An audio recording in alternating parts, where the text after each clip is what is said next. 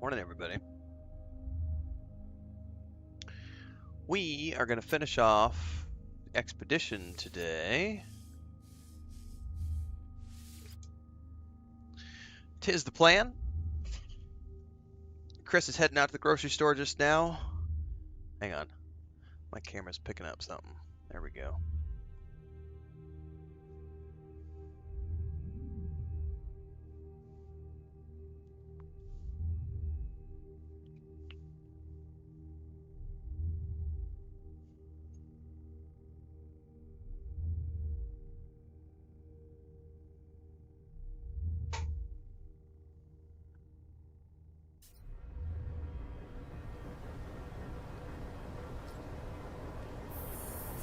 Alright, so one of my curiosities is going to be, is my mech still over there? It is. So one of the things I want to do, let's get into safety of my ship really quick. I did, offline last night, try this to make sure that I could do it from the safety of my Minotaur, and I did kill a walker last night. Hopefully I can repeat the process because I got to do it 3 more times to finish up. However, one of the things someone prompted me this morning on a YouTube video was to check for a repair kit, which I totally have. I don't have any free slots on my exosuit, so hold up, we need to make some space. I got a walker brain yesterday, which is freaking awesome. I'm gonna move that over. Oops. That's what I wanted to do. I mean...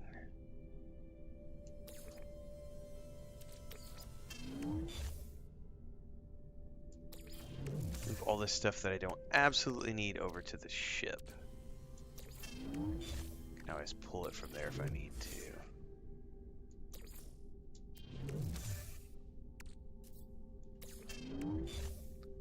Alright. Now, what I gotta try to do is get over to the mech. To heal the mech.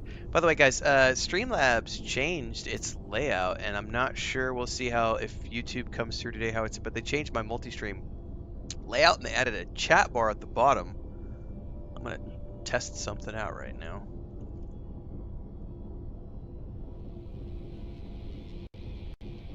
Oh, snap. They're oh, cool. It totally worked. So that allows me to chat to both YouTube and Twitch at the same time now. Oh, that's brilliant. So I know as long as it's coming through, I don't have to like go to Twitch and respond to somebody on Twitch. I don't have to go to YouTube to respond to somebody on YouTube. I can now respond in text. I just did that test message and it went to both places at the same time. That's good job, Streamlabs. I approve of that. You're putting my subscription to good use. Farrah says, by the way, you don't have to keep things in the appropriate inventory. You can use things from any local inventory. Right, but the ship's not close enough to the Minotaur, and I need to use the repair tool on the Minotaur. So I have to have it on me to take over there. And I'm inside the ship because I don't want to trigger sentinels until I'm ready to make my way over there. That I was able to kill a walker yesterday just sitting in the downed Minotaur because it's already damaged. It can't move anywhere. I don't know if it can be destroyed, but it can't move. But I just sat there and spun around and used my cannon, kept reloading it, and I managed to survive all the way through and kill the walker. So I don't know if we'll be able to repeat that process this morning, but I'm damn well going to try. And then worst case scenario, I have a repair kit on me. I'm going to go see what we can make happen here.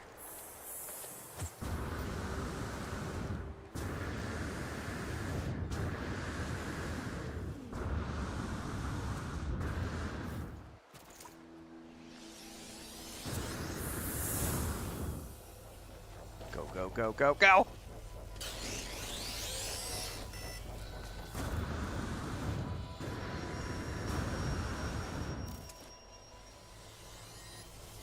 Alright, nothing's any worse than it was. Right? We're at 92%. It's not like they can hurt me any more than they already have, right? Maybe?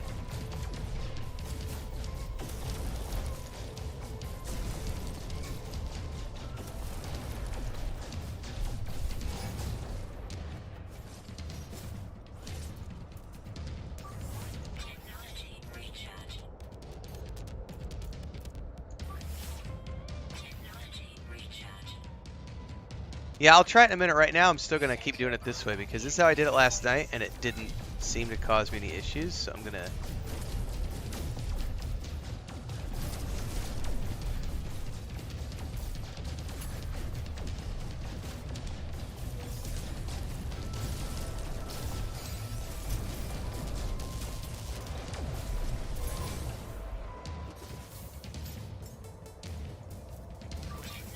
Because it doesn't get any more damaged, right? I don't think I can be blown up, right?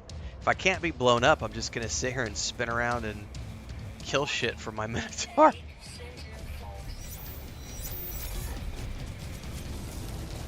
I have no idea. If I do have to repair, I can. I have a repair kit.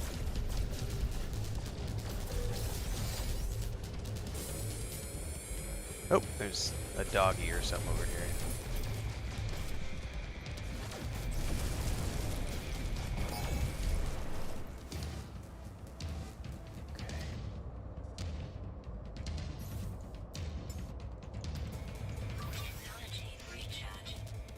It's still slightly terrifying and nerve-wracking.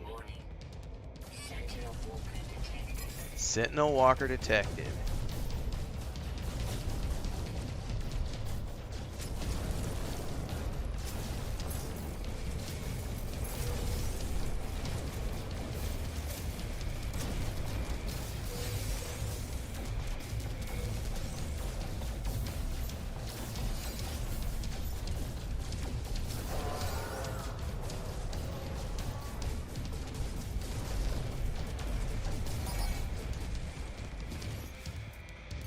Here we go. Big boy should be coming in here in a minute. I'm gonna have to fix my camera because I'm way off on the side of the screen. Now's not the time.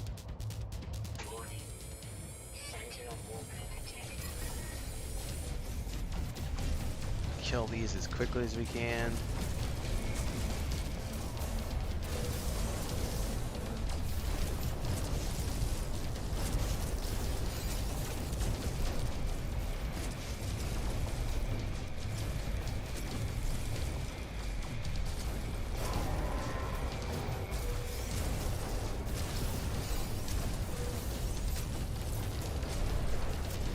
Here's the big boy.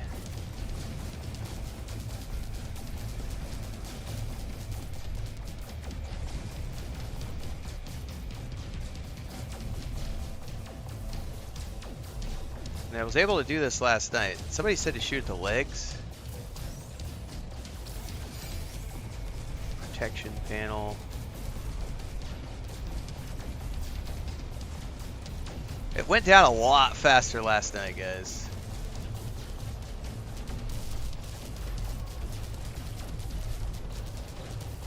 Somebody said something about... There it goes. Okay.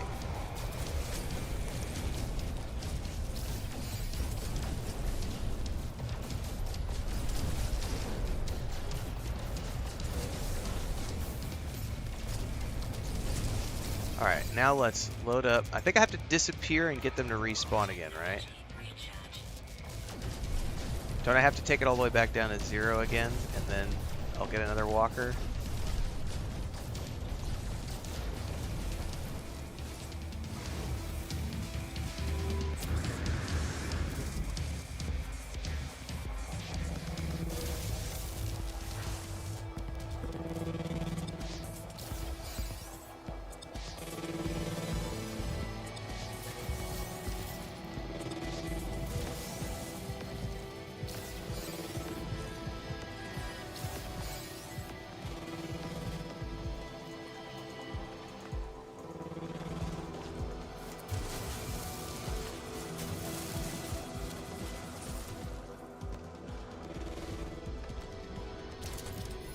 So I think we just wait. doesn't have its own health, so if you get blown up, it's you inside. Oh, okay. Surely he can't see me.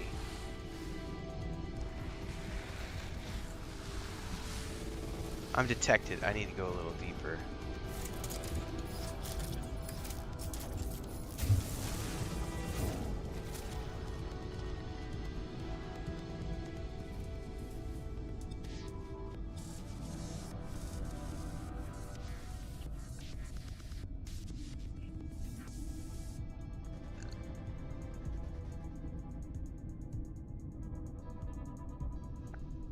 Well, it's not moving, but I'm totally using it to blow things up him later.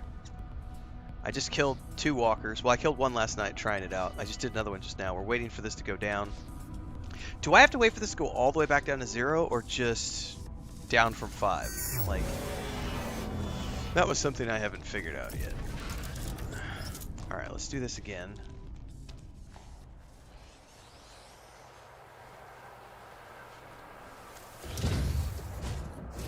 It's still at 92%, right? Like, it didn't get damaged, so it's me that gets damaged.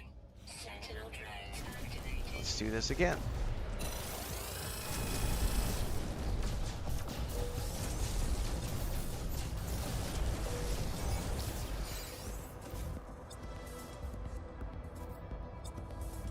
We just need 2 more.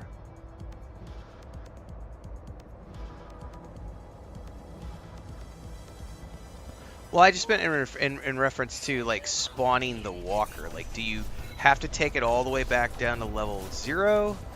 Or can you just drop it to level 3 and then run back out? Or do you have to just drop it completely? You have to drop all aggro and start from scratch every single time to trigger the walker. That was kind of my query.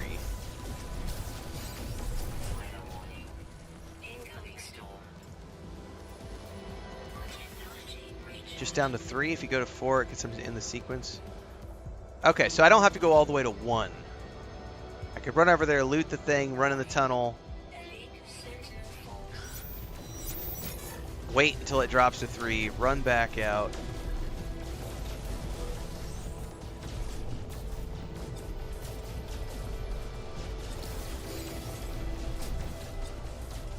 Come on, you little bastards. Come over here.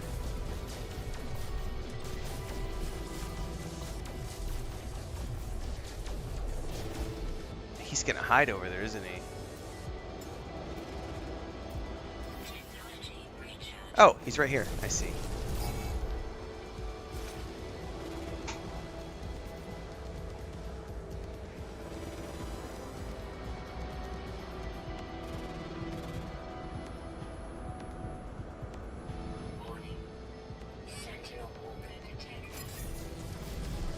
It's one of these little bastards.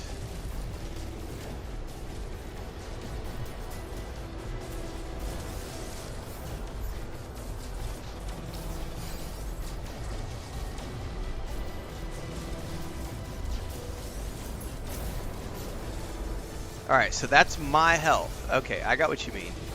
So my health and my shields. Like that right there. Okay. Woo! He's a little too close for comfort. And he is getting repaired.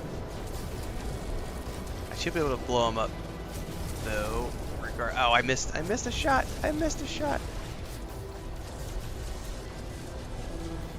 I know somebody's over there getting tweaked by the fact that I'm not destroying the... There we go.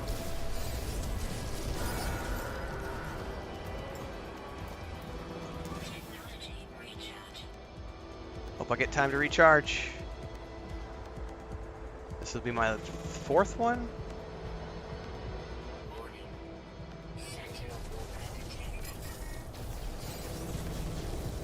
Gotta clear these fast.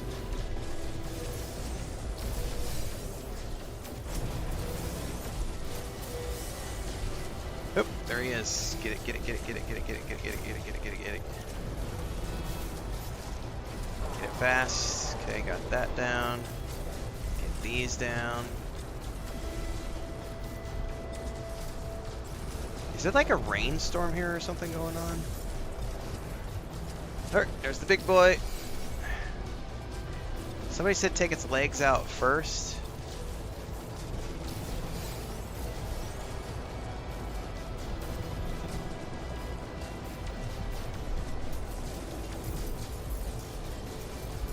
Okay, that's 3.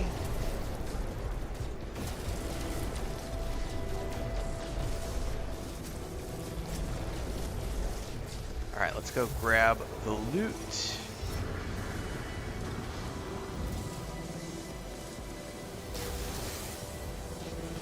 Run back over here, grab this. Somewhere over here is a hole I dug. Where is that hole that I made? Right here.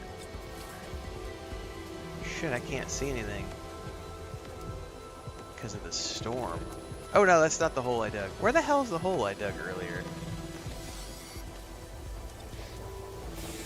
I totally dug a hole in the side of this hill to go hide. There it is. I couldn't see it because of all the storm stuff. Okay. Now we're hide. Someone says hide until you drop it down to level 3.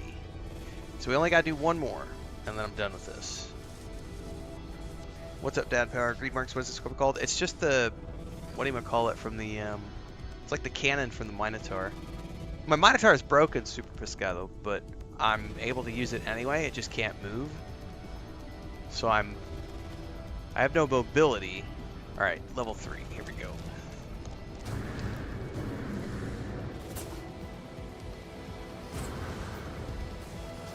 Too high.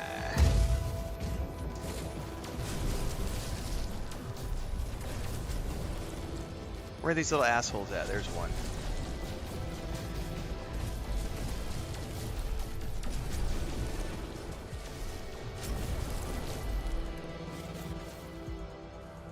Oops, there's one more. Coming from where? Sentinel nest revealed. Oh, hang on. They just got disabled. Why is that? And it said it revealed a nest. No, it's not capable of moving.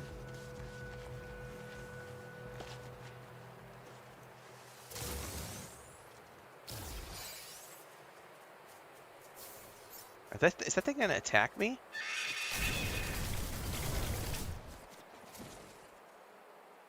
Alright, so I guess I need to find another, yeah, it reset. I'm gonna have to find another, another drone.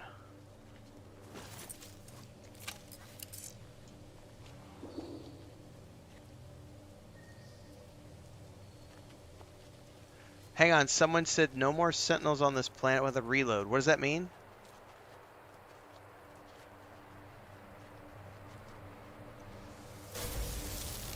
Should be enough to reset them. Okay, that theoretically is possible. Let me, I want to tag the Minotaur so we can easily find it when we get back down here. Where's my ship?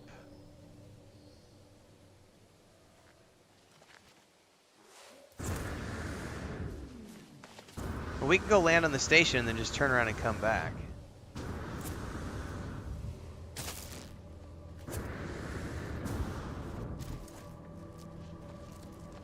Well, I don't necessarily want to go to a new planet because I can't. My Minotaur is right here. What I'd really like to do is if all I have to do is land and come back to reset this planet, that's what we're gonna do. Because then I can just literally fly up, fly back down. The Minotaur's still there. Jump in the Minotaur, and we're good to go. Well, we're about to find out.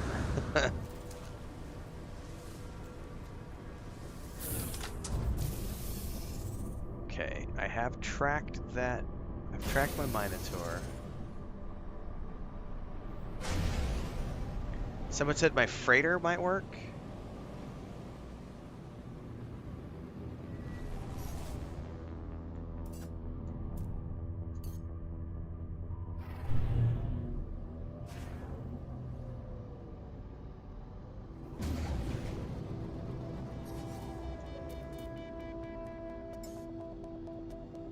Why can't I summon my freighter?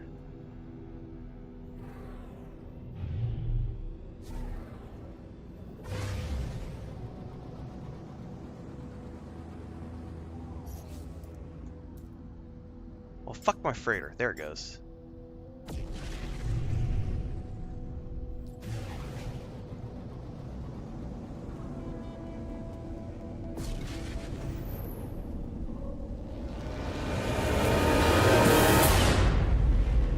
So I would need to save the game and then reload, right? Which means I need to hop out. That's saved. Reload. Restore point.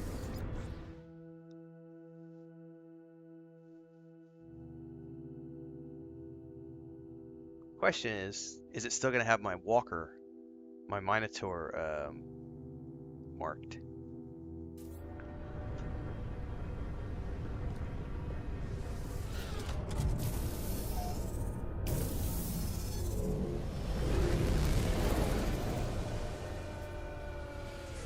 That's going to be the big question. Save beacon. Like, I don't know that it saved my... all I see is stars right now on the planet. I don't see, like, the bases or... I wonder if I go down, if it's going to show me the... Showdown at the Gravitino Saloon. That's... I do remember that name of that base, so we're on the right track.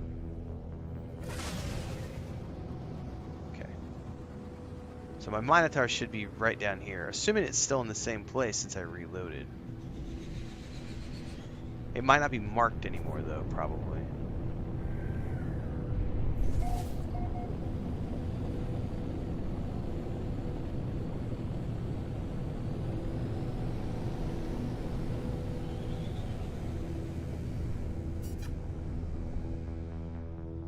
Alright, where's your landing pad?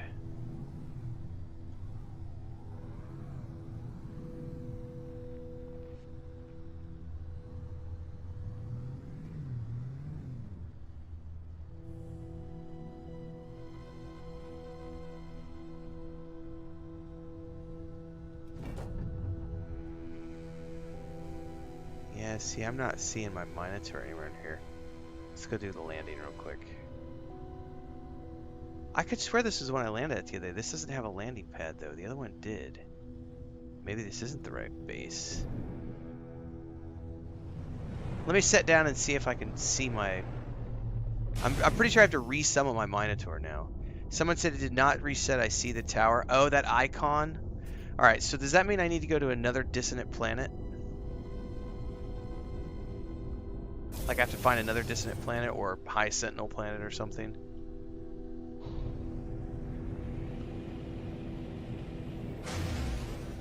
Basically, I just need to go find some sentinels.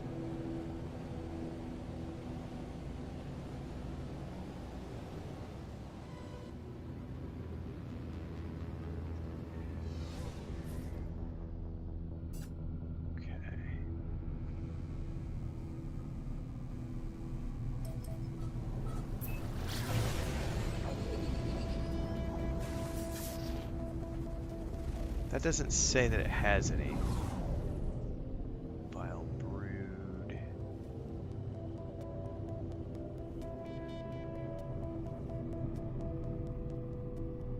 It's the main planet.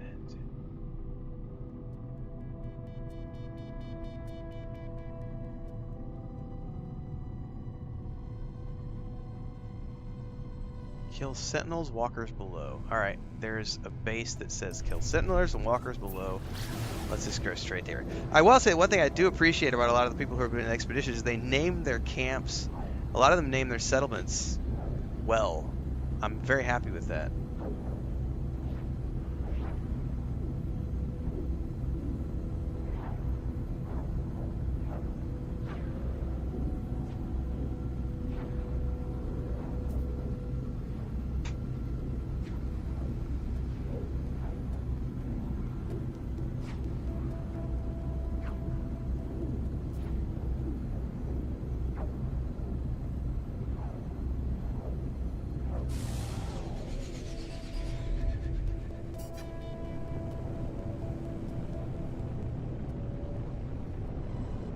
Alright, let's do this. We only need one more, and then after this, we can go to the final step, and then we're done.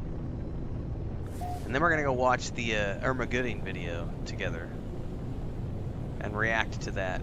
And then after that, if we still have time, we're going to go back to the main save and keep working on stuff over there too. It's going to be a busy morning for No Man's Sky today, everybody. Strap in. We got stuff to do.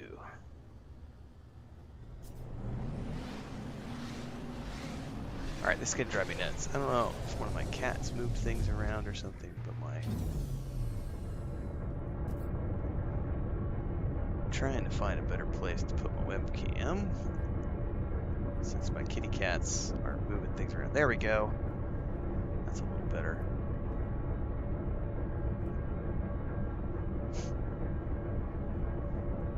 Alright.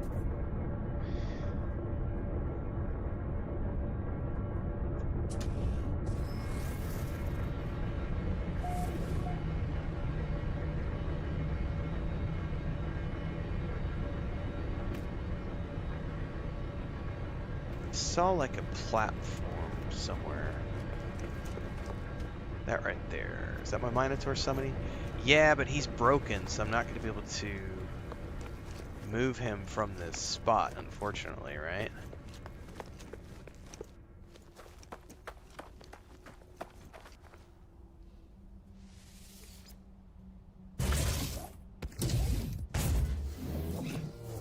Yeah, he's on fire. However, I do have a repair kit on me now, which means we can... I don't know how to use this, so let me go find it.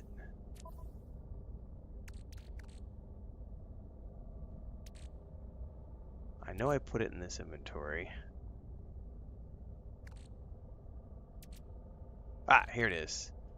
Quick transfer, Minotaur. Now, how does this work? If I go to the... Oh, there's one right there. Ah! Can I just start shooting him without bothering with the repair?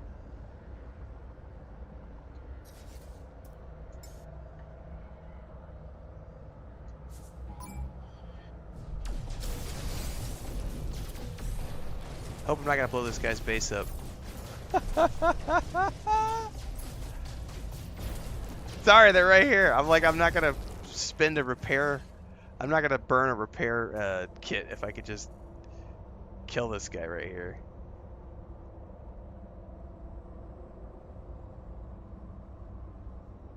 Warning. Sentinel combat unit deployed.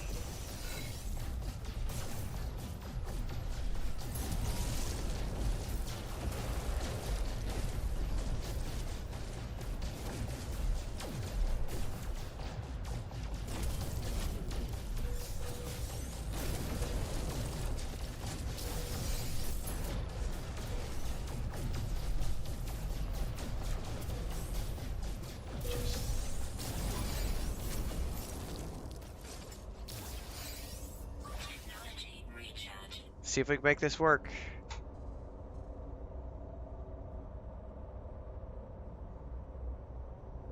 Warning. Elite Sentinel. Tower defense game.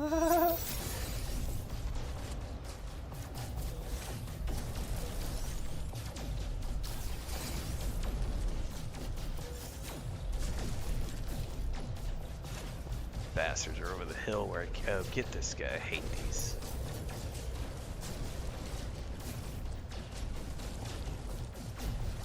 Oh, it sucks when they're far away. They're harder to hit.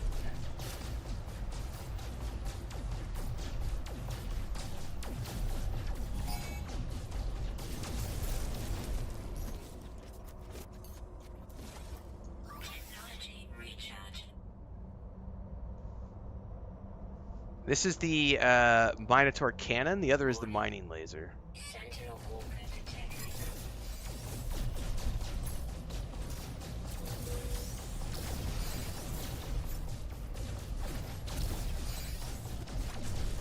Oh, switch, switch, switch, switch. Kill it with fire! Stop moving, you little bastard.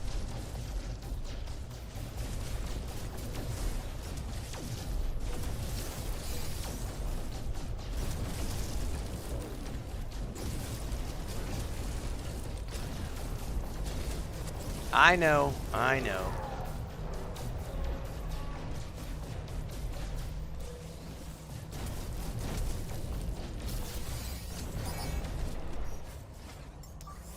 Technology recharge. Technology recharge. Okay. Let's hope we can survive. Warning. Sentinel walker detected. Yeah, I'm paranoid about letting them get too close because if I start doing damage to me, we're kind of screwed. Oh, hello. You came in close.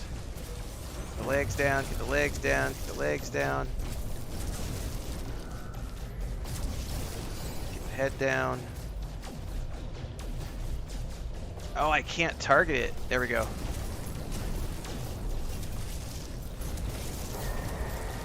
That's all we needed, right? Oh, I might not have, should have not have jumped out. That might have not have been a good idea.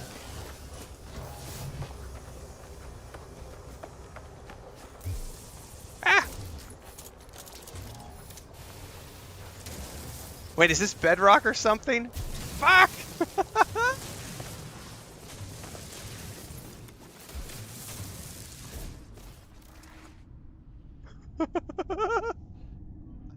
Help!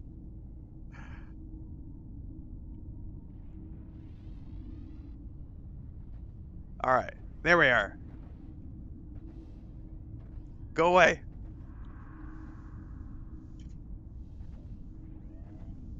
Dun, dun, dun, dun, dun, dun, dun, dun, dun. I could dig it.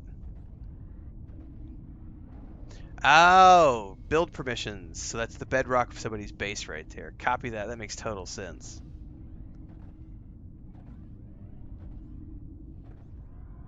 I probably should have waited until I killed all but one of them, then jumped out and hid. But instead, I jumped out when there's like 20 of them, and about got my ass roasted.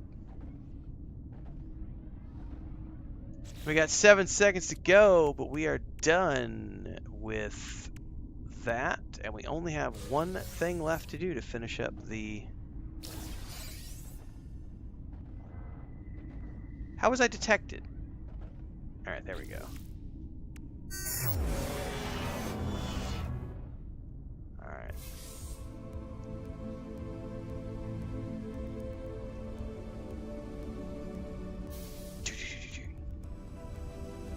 Salvaged glass.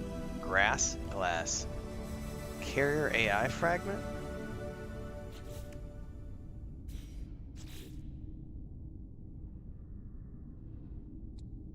Huh.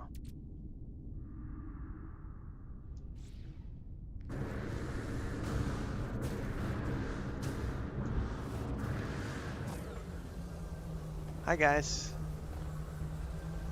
You're not gonna attack me? We're good? If I loot up, are they gonna attack me? This is what I always forget. Ah, nope. Did that walker brain stay around? Yeah, I think it did. Let's go grab it.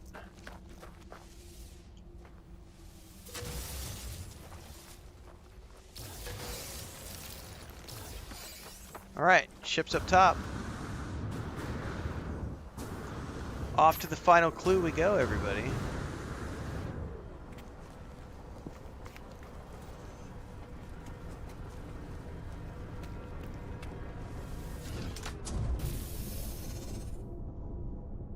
Okay. Let's track that last. Learn the fate of the recorded data packet. Retrieve the log and bear witness to the last words. Instantly return the infestation system from any teleport terminus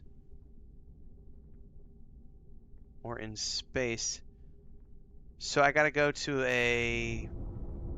Does this guy have a teleporter probably? Possibly?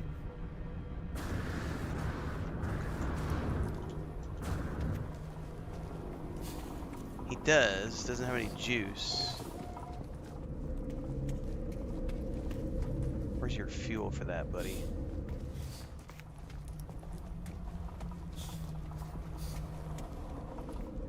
Retrieve processor. Refiner. It's probably buried somewhere. Screw this. Let's just go up. My freighter was up top. I just go straight to my... Actually, I don't know where the portal is of my freighter. Ha ha! Let's go to the space station.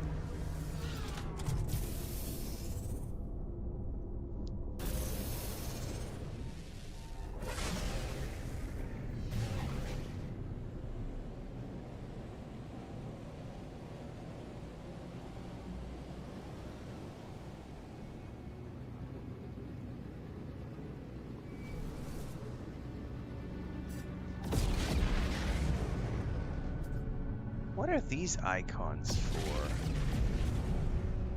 I've got like bug icon. Like what is that bug icon for? Is that my waypoint? Vanguard Intel Cache? No, that's not what I'm looking for. I've never seen that though.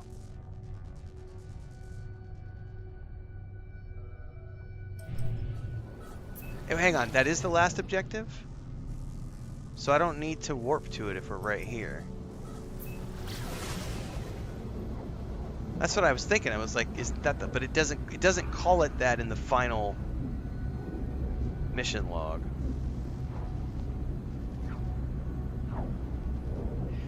Quick question, everybody. Recipes carry over, right? Like if I go unlock a bunch of recipes with nanites and stuff, those carry over to my main save?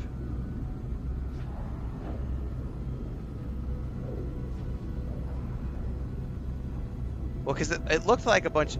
Maybe I'm mislabeling them as recipes. Give me a minute. Let me finish this, get back to the anomaly, and I will tell you what I'm talking about, because I'm not going to be able to explain it well enough because I don't know the terminology for everything. So I'll go over this when I get back to the anomaly after we do this real quick.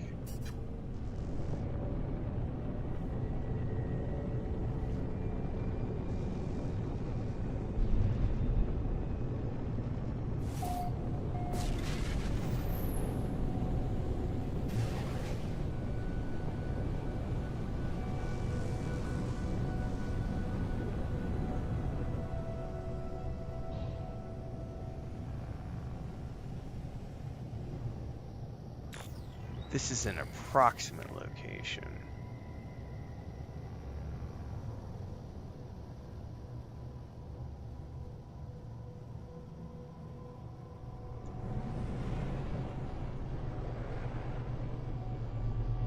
It'll make more sense when I'm up on the anomaly, guys. I can go directly to the NPC I'm talking about, and you guys can go, oh, those aren't recipes, those are something else. And I can go, oh, okay, this is what I was talking about.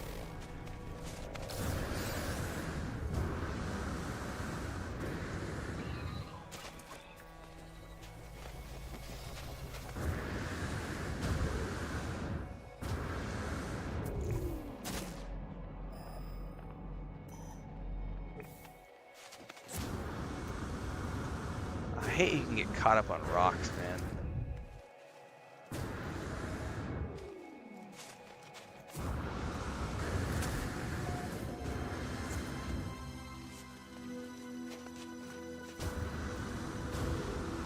Not really, greed marks, but I appreciate it. I'm more of a straight up sci-fi fantasy kind of guy. Like, unless, if you're talking about like sci-fi novels, that's different, but like books about stuff like that, it's not. I don't have a lot of time to read anyway right now. It took me 6 months to get through Dune Messiah. Yeah, I'm on Children of Dune right now, and that's a reread. I just don't read that much anymore. There's way too many TV shows for me to watch, and I used to have 1,200 books in my collection and got rid of them because I started traveling full time years ago, and I just never got back into collecting books.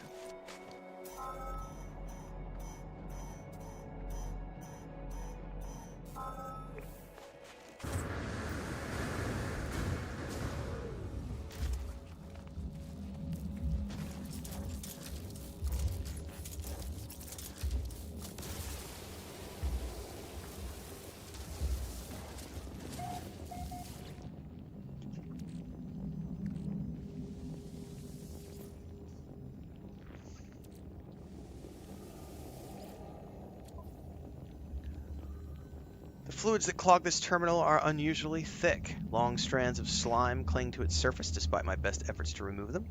It's as if they are somehow alive, clinging to the words that flash across the screen. Here follows the final testament of Liquidator 3813G once a scout of the Vanguard. ... The fluid that engulfs me has begun to set. I wished to leave these final words, but as I feel the hive resonate around me, as I feel the jelly gently consume my bones, I no longer remember why. What is left of me, I leave here for any who follow. The hum of the hive is all I hear now, the binding music of the brood. My heart sings the song of the swarm. Okay.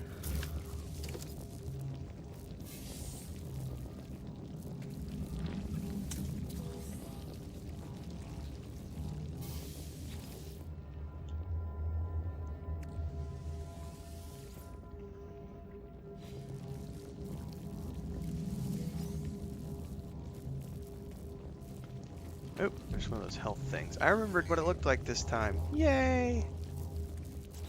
Okay. I can collect that reward.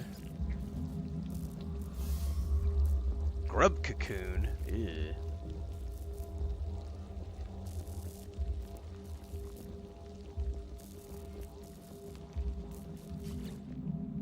Alright. I've already claimed... I can claim this. It's time to claim all my rewards. I'm done, yeah. We're gonna go to the anomaly here in a minute though, guys, because I got questions and we've got a we got some other stuff. There's also, isn't there a final phase reward here? Hang on.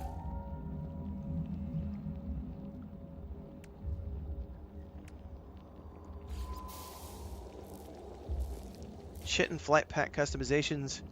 This is what we were looking for. Expedition complete. Congratulations, traveler. All primary expedition goals complete. Your save will convert to a standard one if you wish to continue. Earned rewards can be collected at any save via the Quicksilver Synthesis Companion on the Space Anomaly. Be sure to check back on the start of the new expeditions soon. So I accept this. Now I'm going to summon my ship.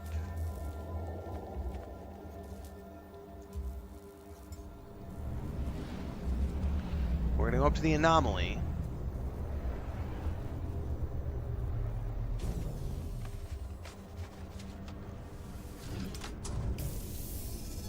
I'm glad this is done. Oh, not enough fuel in the thruster. Come on now. Technology recharge.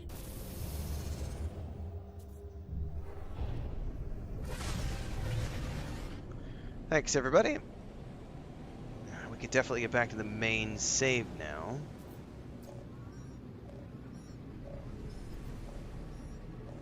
I'm not quite done yet, though. I've got more questions before we can officially wrap this up.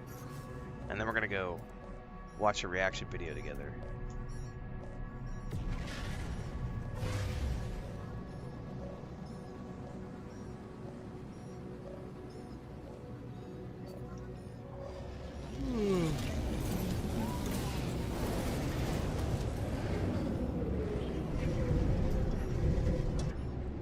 Right, but I had a question for everybody. This is why I want to go see this.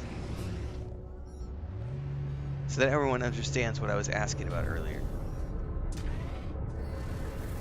So, I'm gonna go up here.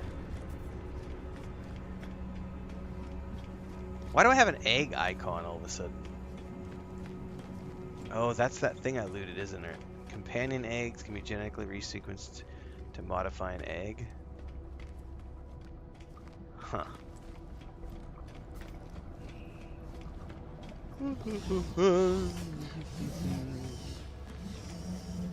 Alright, this was my question. So yesterday when I came here to the synthesis laboratory, to the product recipes, all of these that I had unlocked on my main save were unlocked here on my new save, which I started for this timeline, for this expedition. Are all of these shared account-wide, like throughout your saves? So as an example, I bought Atlas Pass 1, 2, 3, or just 1, 2, 3, and the Hypercore on this save. I bought all of these on the other save. Or do they just give you these by default in the new save when you start your expedition, and I'm misunderstanding and these were just already available? Is that my confusion?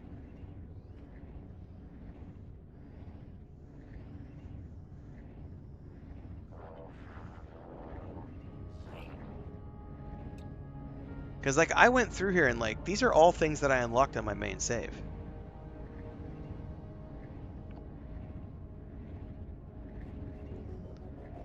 Well, all right, then. Everybody's saying these are not cross-saves. So it must have just been they were already all open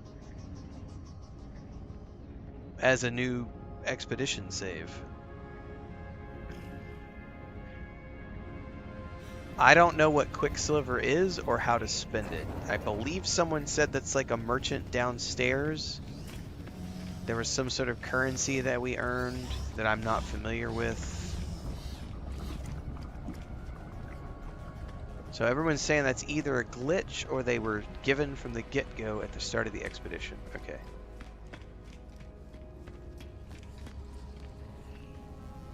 Is it this guy?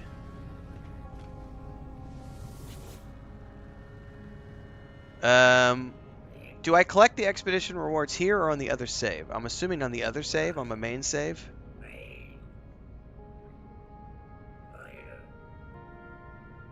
Other save, my main. Okay, that's Hermione says, collect the rewards on your main save. Okay. All right, so here you guys are saying I need to earn Quicksilver. So is that create exotic items? And these things carry over to the other save? Or I got lots of questions, guys. Too many questions. Is the Quicksilver transferable to my other save, or do I have to spend it here? And if I'm spending it here, what am I spending? I'm going to wait. I'm asking too many questions.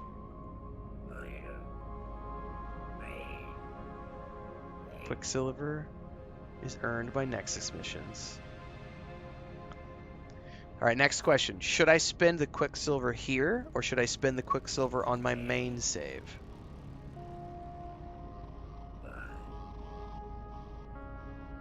It's earned individually by a save.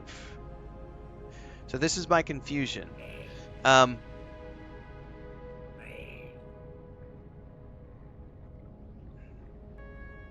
can claim things on either save? Okay. All that's what I was looking for. Libertius said all Quicksilver items carry over to other saves. Thank you. Pharaoh just said both as well. Perfect. Super Pescado says spend both. Unlocks across all saves no matter where you send. Okay, perfect. If I claim the expedition rewards on this save, can I still claim them on the other save? Like the actual rewards from the expedition? Or do I have to just pick a save that they get saved on? If that makes sense. Alright. I don't know what half this shit is, so now I gotta look.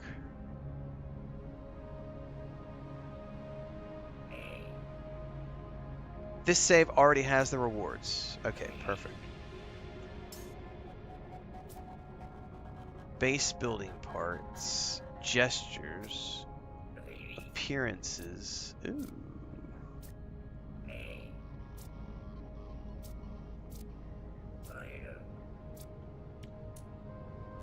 Oh, please, I can get a cloak? Fuck yeah, we're gonna go for a cloak. Oh, I can't, I don't have enough. How many do I have? I have 500. Okay, so now I see, now I understand Quicksilver. So it's got a bunch of cosmetic stuff in it. I don't have enough points to spend anyway. I only have 500 points. So, but I'm looking at things like this cloak. I would love to have a cloak, for sure. What do we got in here? Oh, there's different types of cloaks. Okay.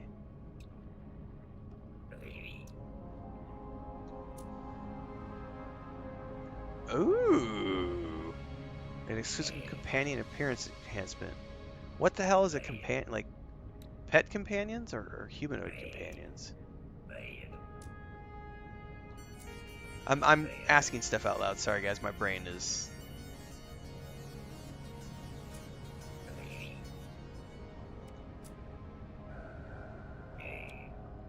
An interior adornment is like a bobblehead.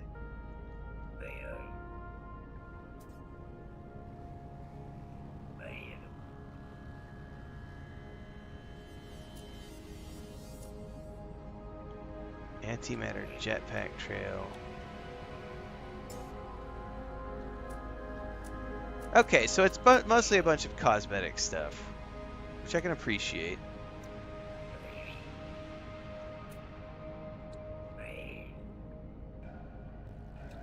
Oh, that's kind of cool.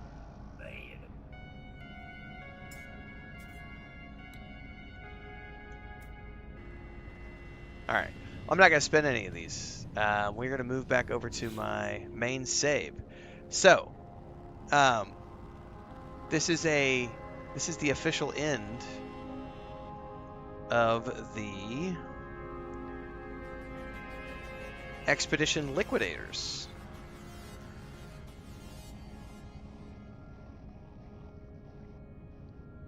Which was fun. My initial, just finished it, final thoughts. I'll do a review of the overall expedition in a separate video, but my initial thoughts were like, I'd give it a 6 out of 10. It was way too combat heavy for me personally. I really got annoyed by a lot of the combat stuff. But I liked the whole sending you to new systems, the new floating islands. That first starter planet you start off on is really beautiful.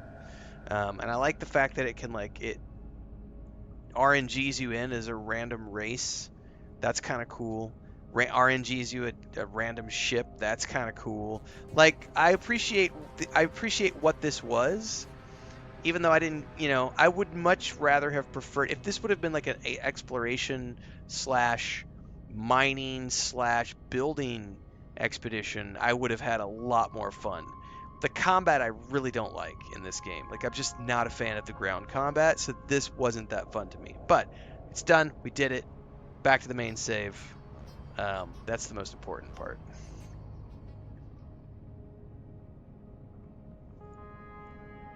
And if I'm not mistaken, let me go over to Twitch. I think I can see it on Twitch or YouTube. I want to see how many episodes we ended up with. Because these get split into 30-minute episodes. Looks like it's going to be 25 episodes in total. It was like 11 hours, I think, is exactly what I did. Somewhere around 11 hours.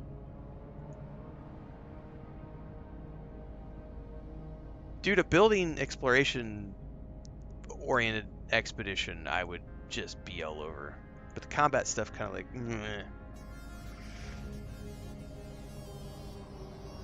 All right. Options. We're going to quit to title screen. And we're going to go back to my main save. Well, I'm hoping I get to do the Adrift one this fall/winter Super Pescado.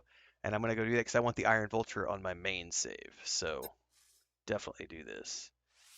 I want to check this out. So that took 11 hours and 2 minutes. And if you count all the time that I spent talking and not doing anything, that was probably 10 hours in total to do the expedition start to finish. Which is not too bad.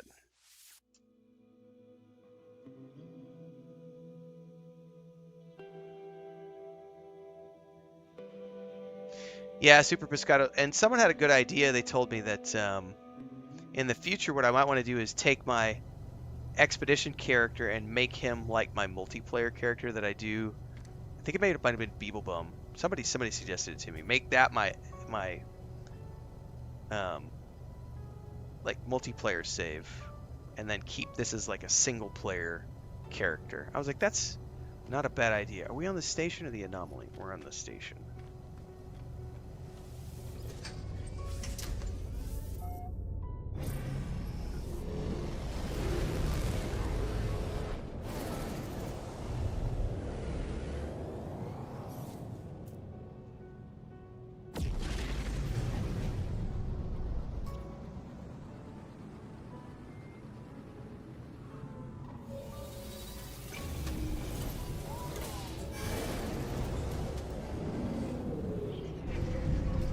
Well, on the one thing, it did show me the power of the Minotaur.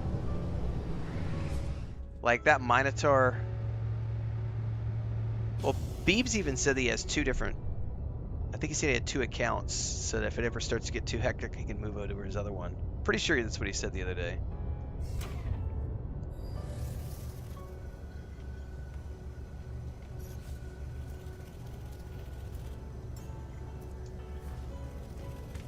All right, so we got to go up here and claim the items.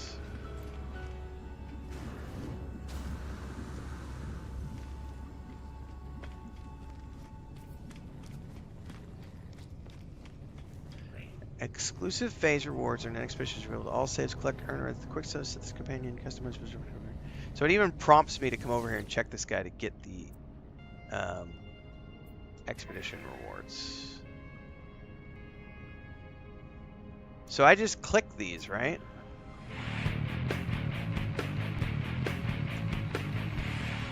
Okay, is there any way to claim them all at once, or do you have to go down one at a time?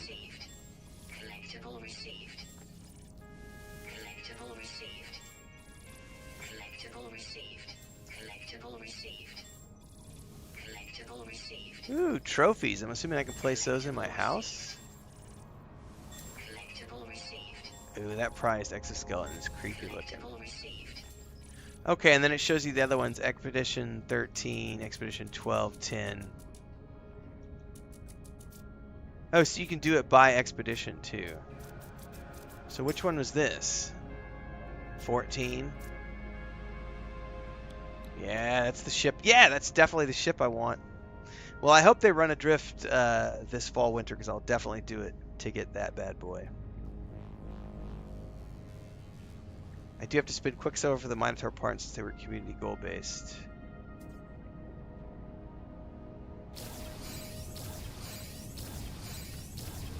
Speaking of which, how much Quicksilver I have? I only have 600 on this guy, so. Okay. Cool. Alright. Well, I did say we were going to go watch that Ermageddon of this game, right? We're gonna watch that and react to it together today.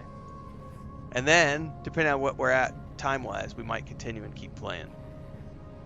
But I gotta get everything set up here. I gotta get that opened up in YouTube, and so bear with me here.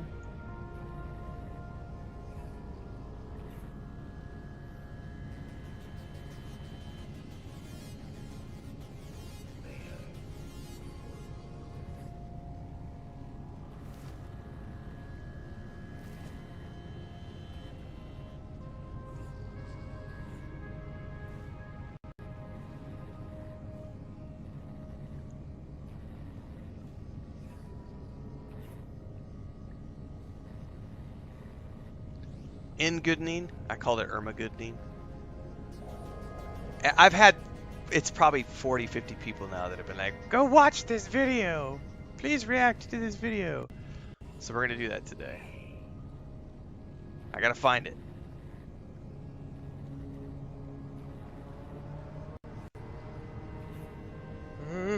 Here it is. Alright, I gotta pull this out as its own thing here.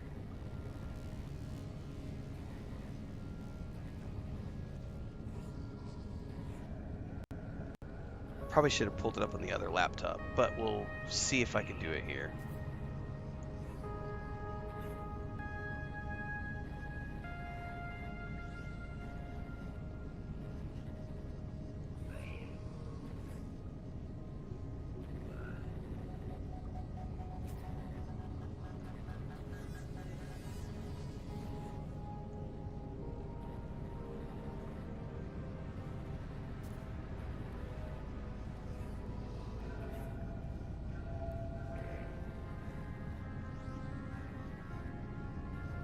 All right.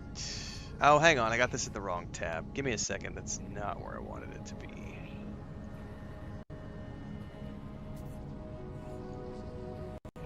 I need it to be its own thing here.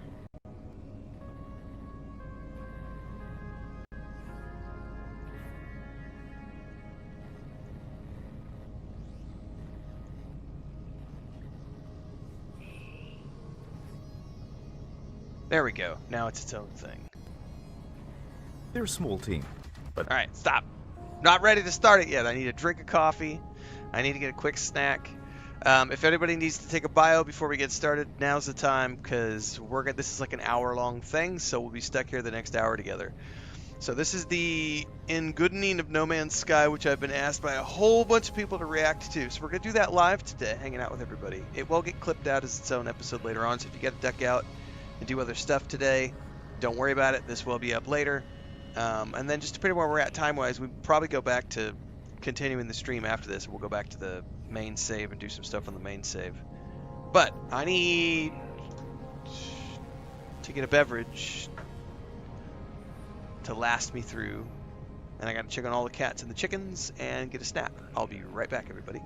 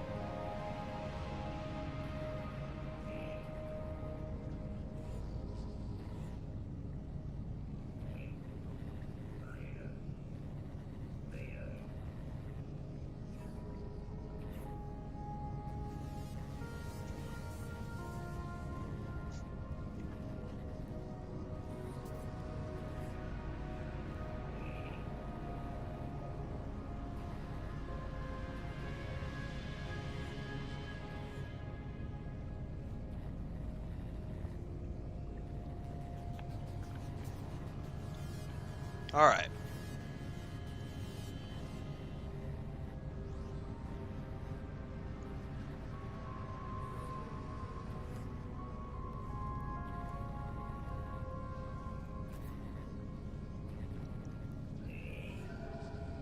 So we're going to do this live today because I've been recommended by many, many people over the last couple of weeks to go watch this video called The Engoodening of No Man's Sky. Now, as I understand it, this video is from 4 years ago, and it has something to do with the, like,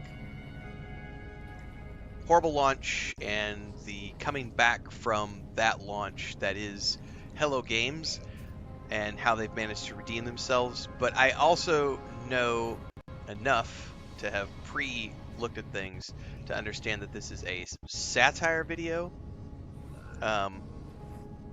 So I don't know exactly what to expect. I just briefly looked at things to be, okay, I can, you know, this is something we can do. I do understand that there have been, this is 4 years ago, and in those 4 years there have been, I don't know how many more expeditions and updates that have launched. So I'm assuming whatever, like, end note that this video ends on, Hello Games has gone on to have even more success since then. I wouldn't be here if that wasn't the case, because I would have not been interested in the game had it not been for 2024 and the World's Update Part 1 and everything they're doing, bringing in that Light No Fire tech into the game. So keep that in mind. Those are the caveats that I understand. I've never seen this. I know a lot of people have. When I was researching this the other day, suddenly my algorithm on YouTube was like, there was like 50 different reaction videos from like 4 years ago. So I understand this is a big thing at the time. It's got like 24 million views. So obviously it's a pretty big video. I have not watched it. I have the hiccups. I'm sorry. So we're going to do a live reaction today on YouTube and Twitch. So if you're watching for the first time live, don't forget that I am live every single day at 11 a.m. Central. Those of you who've been here for a while know the routine. Super Piscato says, I think it came out shortly after the next update. Schlitzenberger says it's a classic, much to watch for the No Man's Sky fans. Green Mark says I have to go for now. All right, see you next time. So if you're watching this after the fact, this is getting clipped out of the live stream. So if you want to be here for the live streams, 11 a.m. Central every single morning. It's a variety channel. I play a lot of different games. I also play stuff in the afternoons and evenings. So your best bet is just to subscribe in both places. Check out the Discord, all the socials, and everything else. And then we'll be playing this for a hot minute. Continue our No Man's Sky journey beyond what we're working on right now. All right, let's start this off. Sponsored by that game everyone loves. Oh, you know what? Before we do that, I do have the game running in the background, and I'm going to have to kill that audio because I don't want that going on in the background because I won't be able to hear anything.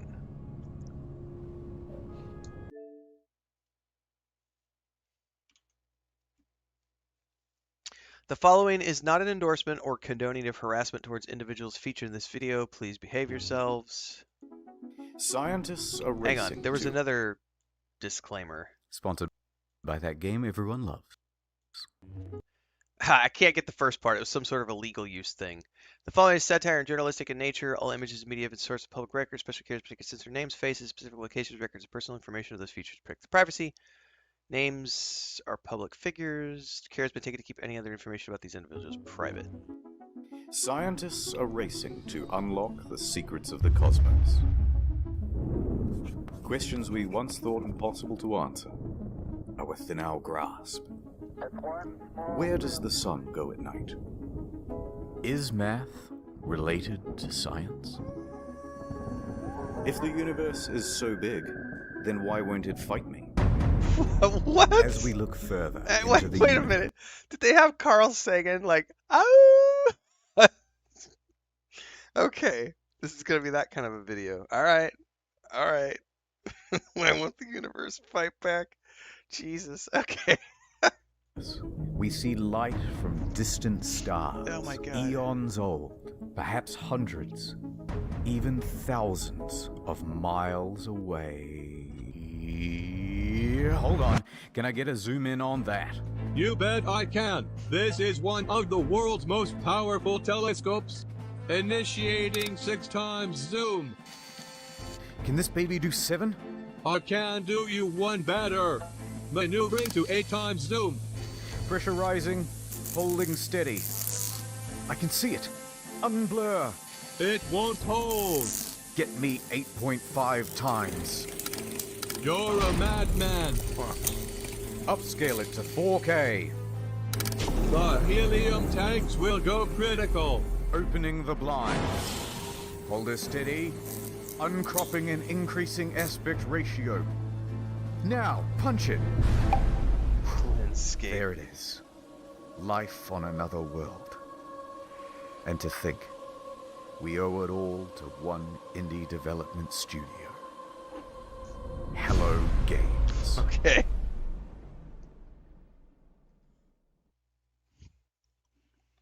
Let's start at the beginning.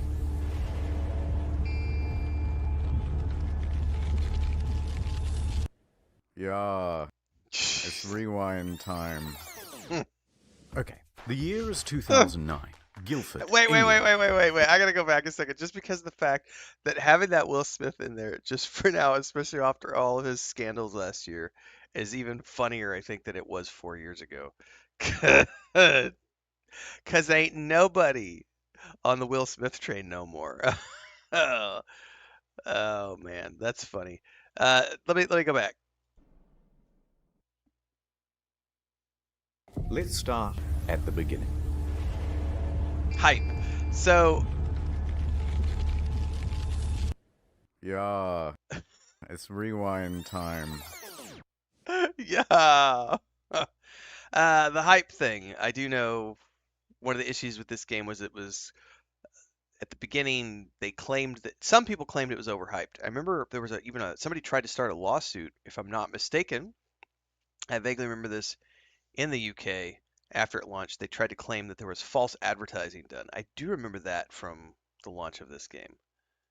Okay, the year is 2009. Guildford, England. There's a man named Sean Murray, and he's just founded a company called Hello Games. Sean and the boys are working hard on a brand new IP called Joe Danger. 2010 AD. The game just came out. It's a success. They're a small team, but they are ambitious. Let's do something bigger, said Sean. Let's reach for the stars. How about Joe Danger 2? Brilliant! It's 2012. Joe Danger 2 has just come out. But Never even heard of those games. We need to do something even bigger than Joe Danger 2. Joe Danger 3? No. Even more out of this world. Will Smith definitely wants to Something rewind. no Yes. man has done before. Something no man. Joe Danger the mobile game? Yes! And that came out in 2014. Seriously, guys, biggest thing you can think of. I'm just a stock image, dude. Why don't you think of something?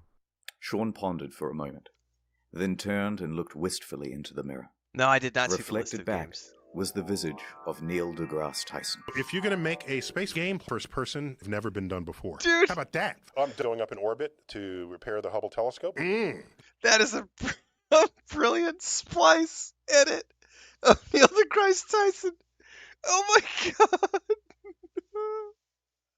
Oh, that was great. Well, that's not a knife. Who are you going to have sex with? How much microwaves are coursing through your body now? Planet, said Murray. Space game. Procedural generation. Planet. Okay, that sounds good. Hang on. Yes, we all agree. So they set to work. I want to see cobbled the together list a that someone 13, mentioned.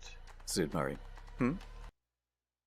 Raid Shadowy Legions, car football, FPS chess game, turn-based COD, driving simulator, WoW, GTA, but it's the whole world, Cyberpunk 1977, Prince of Iran, reverse battle royale with a circle gets bigger, Barry's mod, No Woman's Sky, Min Pain instead of Max Pain, dating sim game with multiplayer, Sid Meier's Quake 2, Domestic Violence Simulator 2001. Okay, Dark Souls release. That is kind of funny. Lentil says I pre-ordered this game at the same time due to the hype. At the time, due to the hype, got a small ship as a reward, so that was that. Space game. Procedural generation. Planet. Okay, that sounds good. Yes, yes, we all agree. So they set to work, cobbled together a prototype, and by VGX 2013, they are ready to announce another new IP. No Man's Sky. Check it out. Check it out. So is this... Everything's procedural. Oh, this is special. So is this actual footage from that presentation? This is special.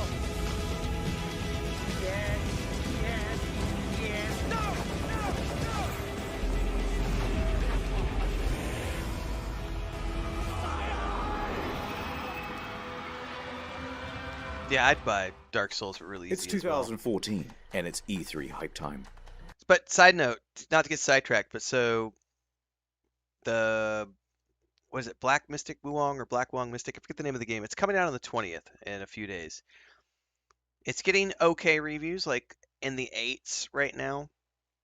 The only reason I decided not to play it, even though it looks visually breathtaking, I have no doubt that I would love the mythology of the game. The story sounds amazing. But the fact that you cannot adjust the difficulty rating, or at least that's what I've been told, if that turns out to not be the case, I might sneak that in somewhere. But the reason I won't buy it right now is because I've been told it doesn't have an adjustable difficulty, and I have no desire to play a Dark Souls-like game where I can't play on easy mode. I don't want to do it. Like, easy mode or I don't play. That's literally how I play games. No Man's Sky has promised to be a game like no other. Hang on. E3, and they just use the terminology, No Man's Sky has promised to be a game unlike no other. So I have never seen any of the promotional material from when they were building this game and the interviews and everything else. And I don't know if we're going to get into this video, so if we are, I apologize in advance for not knowing that. But I can tell you from my experience founding 2 game studios, building an MMORPG, launching an MMORPG, that, you know, being out there for almost 8 years making video content and doing interviews and press and everything else as the creative director and the founder of the studio, I can tell you that my experience with gamers and the press and streamers and content creators is they only hear what they want to hear. They will take everything you say and they will twist it, they will reinterpret it, they will hype up certain things that you didn't want them to be focused on. They will take everything out of context. MMORPG.com, the first time in their publishing history, retracted an article that they wrote about me and an interview we did, and it's great to see. You know, I've been on that side of the fence in terms of people who twist your words when you're the creative director or the boss of anything, creative director, studio head. They will take everything you say and they will dissect every little word, and then they will put their own interpretation and their own spin on things. And it sucks. It sucks. So I feel Sean's pain, even though I never saw it on the level that he did. A practically boundless experience vibrant with life and color and things to explore. What's over there? Yeah, you You'll cannot. have to be the one to discover. You have to learn how to talk about things, because if there's just... It's better not to say anything, because if you get excited, I've been there. You get excited. You want to tell people about your baby. You want to promote this thing. You're like, oh my God, I'm so excited about this thing. I can't wait to share it with you, blah, blah, blah, blah. And it doesn't matter how you word it. Someone out there is going to be like, he said this. He promised this. They said it was going to have this. They said it was going to be. Holy shit, guys. I just noticed something. Look at that arm jiggle. I need to get back in shape. Holy shit. Well, we're not going to get sidetracked on that. We're going to just keep playing the video. Alright. And then, wow, look at that big f***ing dinosaur. Holy shit. And a moment later, we're in space, having a battle amongst a giant fleet. Claim a planet as your own. Explore the galaxy with your friends. Okay, that's it. This is going to be the best game ever, you guys. It even won awards for its hype. And it will release in June 2016. The hype train was officially loading up and ready to chug out of the station. Hype At every train. stop of the journey, there would be press junkets talking about the amazing scale of the game. Spread across 18 quintillion planets. It's so vast that by the time you finish exploring it all, I would have 2 new videos published. Pharaoh says, put it Sean this way, himself Sean was eventually doing the learns that interview. lesson. Because who is better to talk about the game than the lead guy himself? He went from interview to interview, and with each question, the answers he gave raised people's expectations of the game's scope. Can you land on a comet? Yeah, at the moment you can land on asteroids. You could encounter other players. Hang on. So I'm gonna take what he just said. At the moment, you can land on an asteroid. Now I know from the iterative process of game development that throughout any given pre-alpha or alpha or beta state, you might have things in the game that don't make it to launch. And if you talk about them at the moment you can, he just confirmed to everyone listening that you can land on asteroids in the game. Even though he prefaced it with, at the moment you can, and it's not confirmed as a launch feature, but he said at the moment you can. He said it's there. If you have something in the game and then you take it away, you have fucked up. Because you had it there and they could do it, they could see it, they could touch it, and now it's a feature. Oh, I see where this is gonna go. He hadn't learned the important lesson of how to deal with game journalism. AKA bloggers. Can you grief other players? A little bit. They're literally building your own, like, massively multiplayer world that's procedurally generated. Sand planets like in June, rivers, walking sentinels, hacking. So sophisticated that light diffracts through. The team programmed some of the physics for aesthetic reasons. For instance, Duncan insisted on permitting moons to orbit closer to the planets than Newtonian physics would allow. When he desired the possibility of green skies, the team had to redesign the periodic table to create atmospheric particles that would diffract light at just the right wavelength. Programmer says it was a mixture of everything. It was hyped for everyone, but Sean wanted more to be in the game than his team could manage at the time. His fault was saying, yes, it will be in there several times. Through the atoms, they had to redevelop the whole periodic table to make it work. What? Even Elon Musk was hyped for it. 2 years go by. It's early 2016, and that hype train is really moving now. Perhaps one of the biggest in video game history. Reddit was shoveling most of the gamer fuel. Skeptics and naysayers are treated as ballast and thrown from the carriage doors. Throw mama from Pre-orders the open, train. and they are doing very well. The date is booked in. Some are even taking the day off work. So much hype there is that... Uh-oh. Jason Schreier of the soon-to-be defunct Kotaku is about to spoil the party. He announces a delay. From June 2016 to August. Oh my god! Liar, the incensed audience cries. Please be quiet, they said. And death threats, too. But he was 100% right. A week later, the delay is officially announced. Ooh, sorry lads, we need more polish, said Sean in his usual accent. To that, Sean received some death threats too, by the way. Oh, yeah. Although he didn't take them as seriously or go to the police. Yet. Sometimes foreshadowing is relatively obvious. But the impatient crowd relaxed a bit and said, fine, we will wait.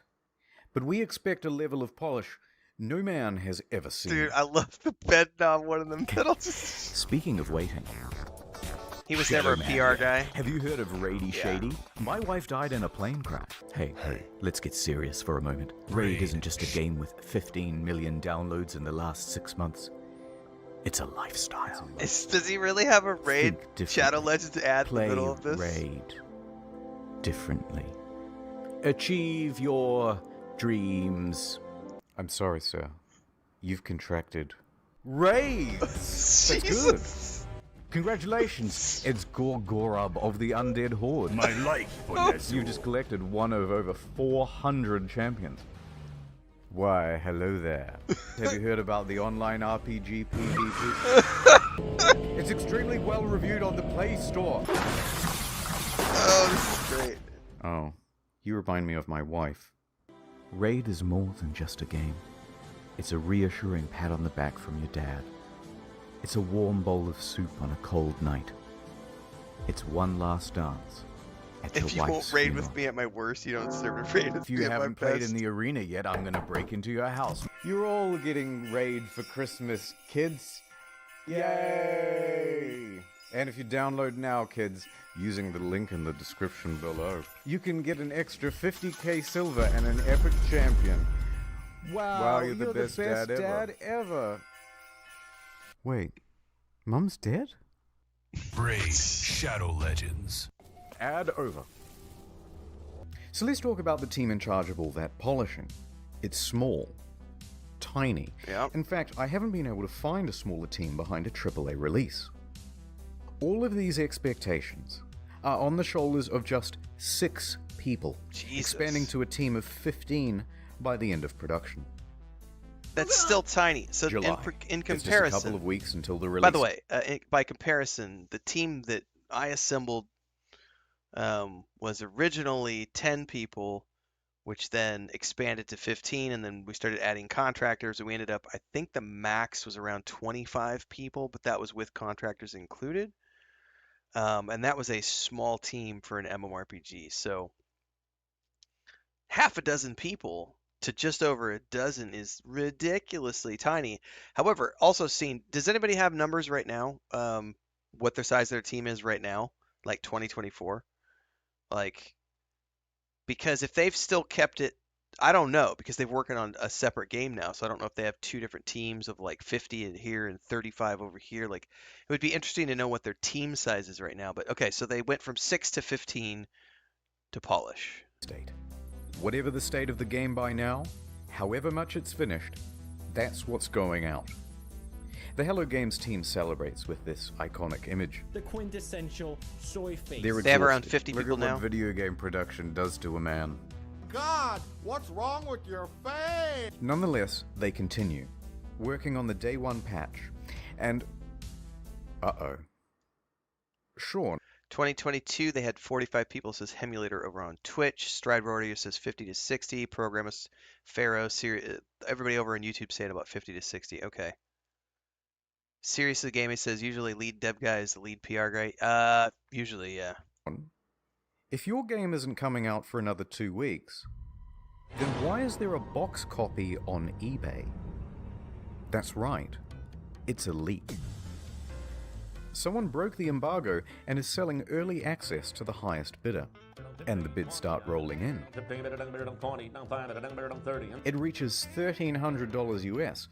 Sold to some guy with the Reddit handle Damien. He gets his hands on it and starts uploading footage to YouTube and Dailymotion. What the frick? Said Sean and Sony. Yeah. Not cool, Damien man. finished it a lot quicker than expected, but he gave it a decent review. There are things I don't like, there are things I like, but at the end of the day, when I say to myself, what is this game supposed to be? This, what I'm looking at right here, this is what the game is supposed to be. He noted a few problems, but said he was optimistic that they would be ironed out with the day 1 patch. Sure. By the way, people who break embargoes, they need bad things. Bad things need to happen to those people. Don't break embargoes. Like, there are, and not enough companies press charges, but there are legal repercussions for breaking NDAs and embargoes. And there have been some cases where people get taken to court. The most nefarious was just the other day. You had, what was the name of that reporting agency who just broke Valve's? Like, the guy literally signed up to go play the game to write a review, and then he didn't want to accept the terms and conditions. So he's like, I hit escape instead of okay, therefore I didn't actually accept. Therefore, I didn't accept the terms that I wasn't allowed to put this on the internet and write a review about it. And so, technically my review stands, and Valve has, it's The Verge.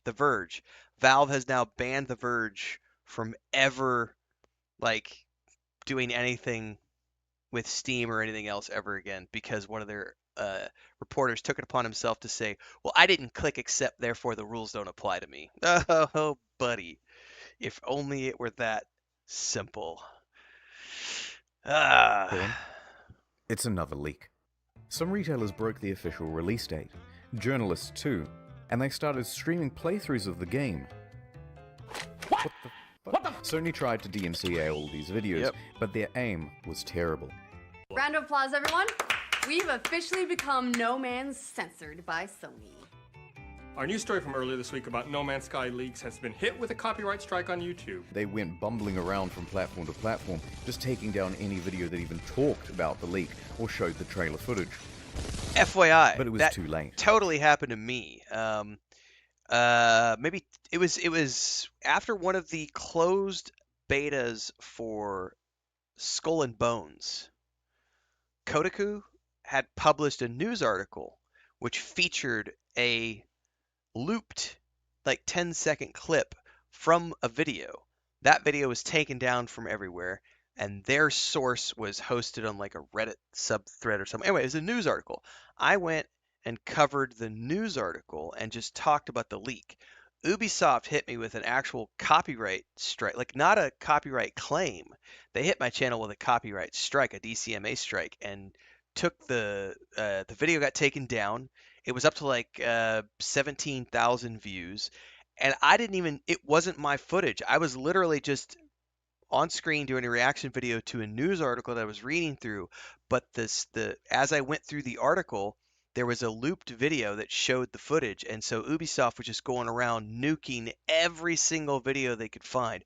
I did get the video back. I claimed fair use. I said I'm not the one who recorded the footage. Like, I was literally reading a news article that had the footage in it. So therefore, if you're going to go after somebody, you have to go after Kotaku. Don't go after me. All I was doing was covering a news article on someone else's site, and like 7 or 8 days went by and YouTube reinstated the video. But it was still like Ubisoft went nuclear, which it sounds like Sony did here as well. What's up, Babylonia? The footage had people talking more skeptically about the game. Babylonia resubscribing for 10 months over on Twitch. Thank you so much, sir. And it was looking like the weight of all these expectations had become too much. And the whole thing was about to give. Space. Oh no one can hear you live. It's August. Everyone's here. We've all bought the game and we're fucking hyped. Here we go, lads. Oh dear lord, it isn't finished. Hello, Sean. It is me, the auditor of games. I used to work at... He's got a, okay, so this is the clipboard. This I'm going to laugh at because we already pointed this out earlier. The problem is, it sounds like to me, is a lot of the stuff he said during interviews and press in the lead up to the game was, like he said, at the moment this is in the game, at the moment you can do this.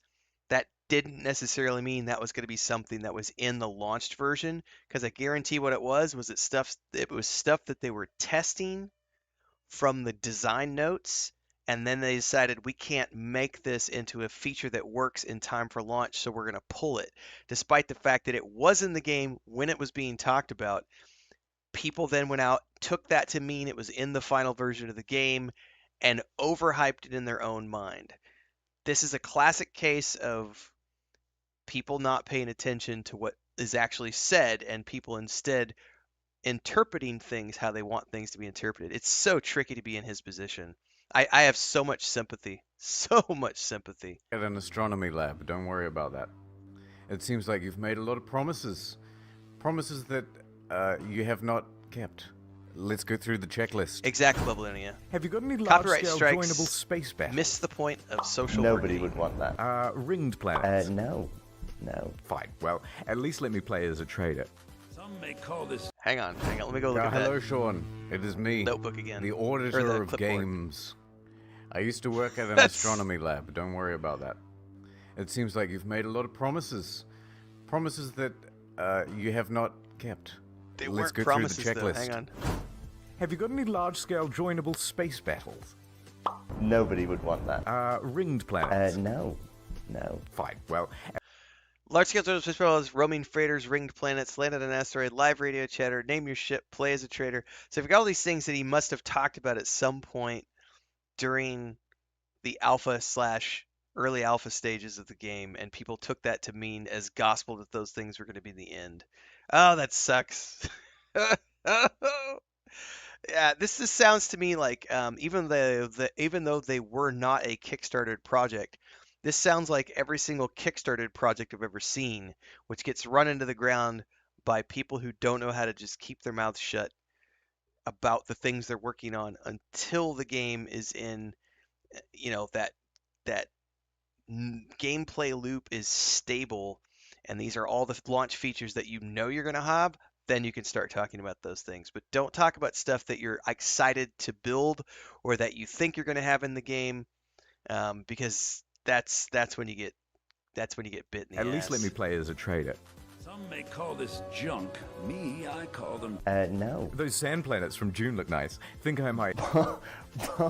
Please, Sean, there must be rivers. No, it's not. Animals interact with each other in the environment? No. Packs of walking sentinels, Sean. No.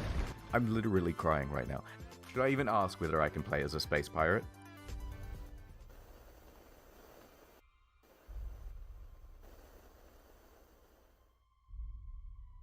No. Factions with different attributes. You picked the wrong house, fool! Oh! Fly between star systems manually. But nobody's actually done it yet. If I can maneuver like in the trailer, I'll still be happy. No. Well, day-night cycles determined by the orbit of the sun. Yeah. Really? No. Land on an asteroid, radio chat, and name your shit. Hacking, portals, all that stuff about the elements, Sean. No. This is not good, Sean. This is very not good. And ironically, the only bugs this game doesn't have are the butterflies in the demo. Oh no. Buried buildings, aggressive emojis, tractor beam malfunctions, animal husbandry, oil slick world, raining grass, retarded animals doing retarded things. Ships' interiors disappear, first-person mode as a gun. That's not how flying works. That's my only means of transportation, leaving the planet. Take off. Really take off. Holes in the map. Holes in my graphics card. Whole lot of nothing from down here. Textures bugging out, animals bugging out. Animals breakdancing. Look at Welcome these to early busy access. hands. Hello there. And a couple of unrequested ejector seats.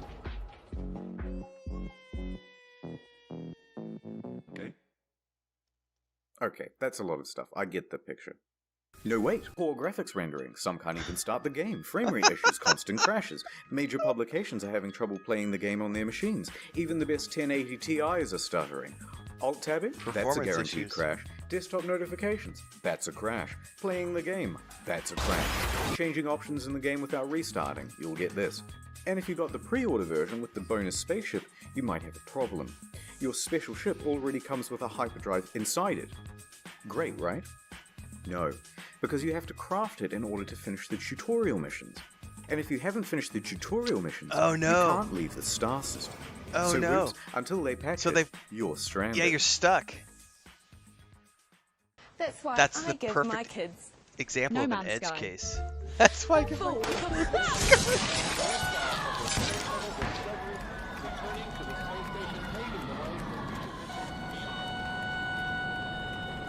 Ah, my ship's in bits! So this is what happened to me the very first time I tried to play this game. My ship got blown up, and I couldn't figure out how to remake it, and it was like, no, I'm not gonna do it. Of course, now it's an amazing game. This is interesting. Okay, thank you. Just a quick note about how high expectations were for this game, Great and just how many expectations. people bought it on release. Oh, man. Myself included. Over 750,000 purchases on Steam at launch. It's the single best-selling game on the PlayStation Store that month. And the large proportion of people who bought it in the hopes of playing with their friends, well, you're in for a surprise. This one is a literal game changer. Is it even possible to meet up with your friends in No Man's Sky? The answer is absolutely yes, it's possible. On multiple occasions, Sean said it was definitely in the game. Will you be able to play with your friends? Yeah. Can you run into other people, other players on the game? Yes. But then just before the release, Sean posted this cryptic tweet. To be super clear, No Man's Sky is not a multiplayer game. Oh, now that actually, this right here, a lot of the other stuff that they've talked about and that he said, I could totally mark up to people misunderstanding, misquoting, and everything. But if there are quotes of him out there, as we've seen, of deliberately telling people that, yeah, you can play with your friends, you can meet up with other people, that is by default a multiplayer experience. And then to say this in public that it's not a multiplayer game, that I could understand is probably where the basis of that lawsuit came from, which was claiming false advertisement. Because yeah, that's a pretty big. It may have been an innocent. I'm not gonna, I don't want to cast any shade. The answers that he was giving in relation to, yes, you can play with friends, but it's not like I understand the distinction he's trying to make here, but at this point, you've already made all these statements that multiplayer is out there, and then you say that it's not a multiplayer game. That sounds bad. That definitely sounds bad. Dad, yeah. Please don't go in looking for that experience. Oh, what? So there's no multiplayer function. But then the next line contradicts that. Because the chances of two players ever crossing paths in a universe this big is pretty much zero. Oh, so it is multiplayer. You just have to overcome this finding each other hurdle. So you're telling me there's a chance? Yeah! Right? No, it's more confusing than that. Because the box doesn't mention online playing, just network features. And the collector's edition had its online play icon stickered over. So customers are going, which one is it, Sean? Just tell us if it has multiplayer or it doesn't have multiplayer. Sean wouldn't give any answers. But after hundreds of thousands of purchases, people soon took it upon themselves to find out. Despite the claims that it would be so improbable. Chances that are incredibly rare, just because of the size and probability. On the very first day, two people noticed they were only 4 star systems from one another, and they met up on the same planet in a live stream. Oh dear. A black pillar. Our streams are exactly lined up. If you go look at my stream, we're looking at the exact same area right now if you don't move. Yep, that's the same spot. And they can't see each other. Oh shit! That's not good. That settles it. It's not multiplayer because it's so big.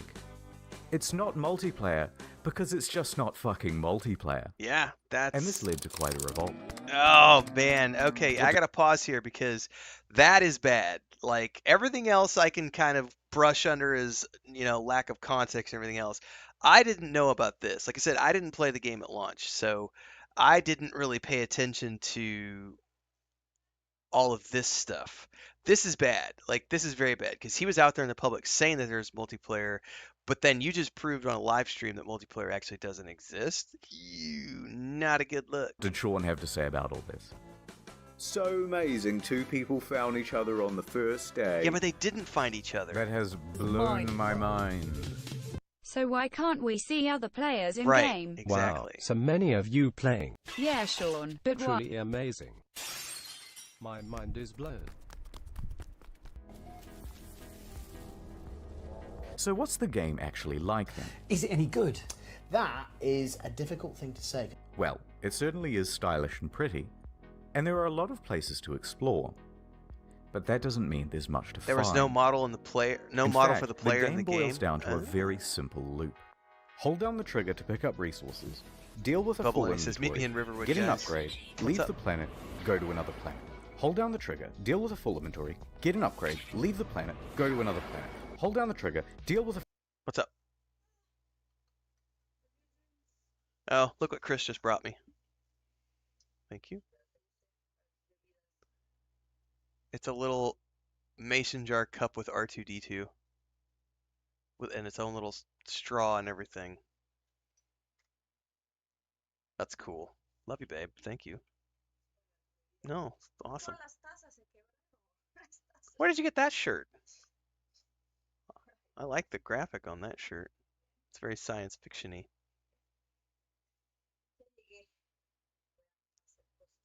Okay. Thank you. Alright, love you. full inventory, leave the planet, go to another planet, deal with a full inventory, get an upgrade, leave the planet, go to another planet. That's it. $60, ladies and gentlemen. Refuel your multi-tool, refuel your life support, refuel a separate part of your multi-tool that shoots bullets instead of the mining beam, refuel your launch thrusters. It's busy work that makes it look like you have something to do. It's not real. How dare you? What followed was one of the most dramatic crashes in player numbers in gaming history. Sales in the UK fell by 81% in the second week. Concurrent players on Steam dropped from 212,000 in August to just over 2,000 by September and fewer than 1,000 by October. And what followed that was perhaps the biggest pile-on in gaming history. Reviewers on YouTube panned the game. Oh, for fuck's sake! You done fucked it up! I had no hype, and I can tell you that, even without that disappointment, this game is hot garbage. Has anyone coined Sean Mourinho yet? Numerous times within the first 2 hours of the game, I kept saying, this is it, fuck this shit. Reviewers in the media were almost as harsh. Devastating realization that most of the crafting, combat, and other activities you do on and between those planets ranges between bemusing and outright bad. The criticism was deafening. It's not good. And a lot of it really funny and creative. Sinfully says this game came really close to dying. The sentiment of that day, and if you haven't seen it yet, you're missing out. So people are furious. The game is boring, and soon people discover that complaining about the game is actually more fun than playing it. Wait, I'm now 3.5 hours. Hang on. That part of what they just said, I feel like that has extrapolated out from there, and we are in a much worse place today than we are because it's more fun to bitch about things than it is to actually play things. We were just talking about this in, I think, last night's stream and yesterday's stream about the whole we're going to hate on all the games right now, like Starfield, Star Wars Outlaws. Just pick a game that has like a certain company behind it or some sort of an agenda that someone has decided that the game has. Last year was Hogwarts Legacy, like once that train starts rolling, the hate train, the rage bait train, there ain't no stopping it, man. So sounds like they were an early adopter of the hate train, but also in a way that it sounds like was justified in at least in regards to the multiplayer statements. So they started complaining about it like they were grinding for an achievement. This sucks. Fucking Minecraft in space. Many people made compilations of all the unfulfilled promises. One guy on the subreddit compiled a big list of all the missing features. Front page. Got a defense for No Man's Sky? Enjoy your downvote. In fact, the entire No Man's Sky subreddit was in such disarray it had to be locked. So by the end of the month, Metacritic was like scrolling through a bowl of Cheerios. Poor Rick.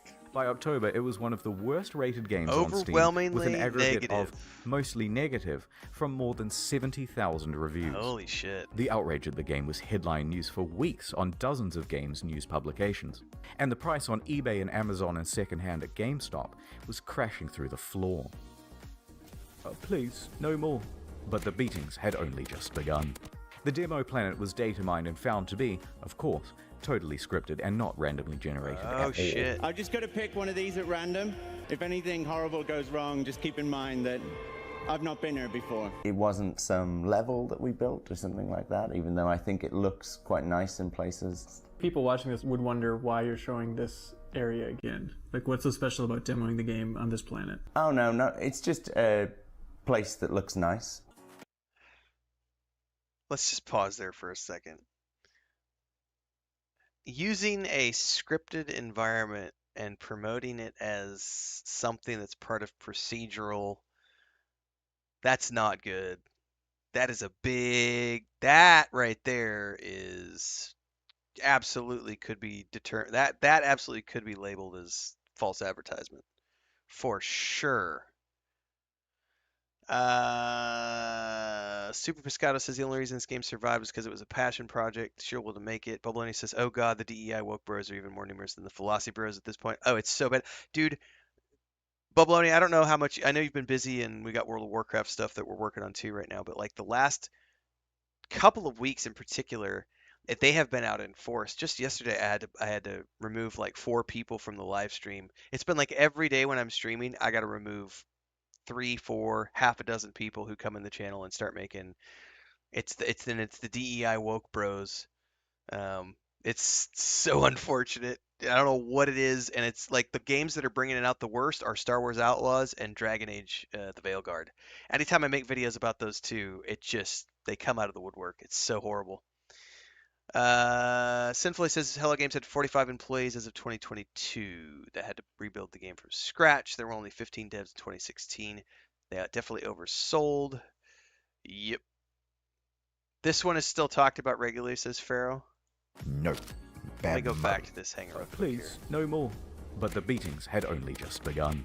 The demo planet was data mined and found to be, of course, totally scripted and So the demo planet was a scripted planet, and so he showed it off multiple times, acting like it was procedural, and it wasn't.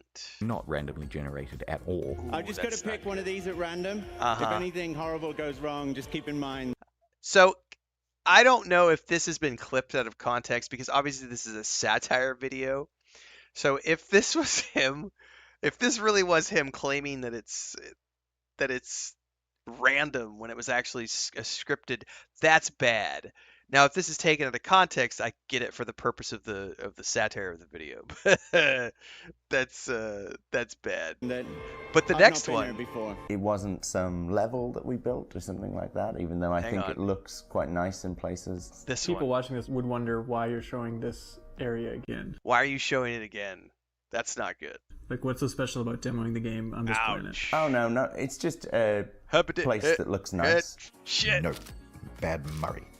I could have ended the demo with some, pre-scripted crazy thing that would happen. You know what I mean? The normal thing of like, and then a monster emerges from behind the mountains,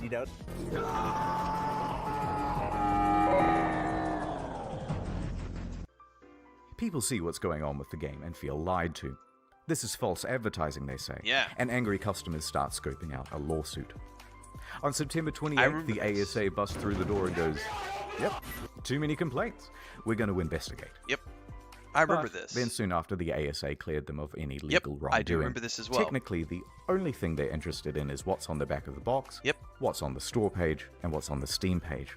So it's technically not false advertising. Correct. Technically not. But of course, technically not illegal doesn't mean much to an angry audience. Exactly. October 28th, Hello Games Twitter is hacked. The hacker posts, "No Man's Sky was a mistake," and is shitting on the game in the replies. Oh no! Turns out Sean didn't use two-factor authentication on his LinkedIn, and that's how they got in. They also sent discrediting emails to journalists, which they knew would rile people up if published. Some people even show up to their offices to take photos and knock on the door, even at night and on the weekend. But this is bad, and no one deserves to go through this. Even if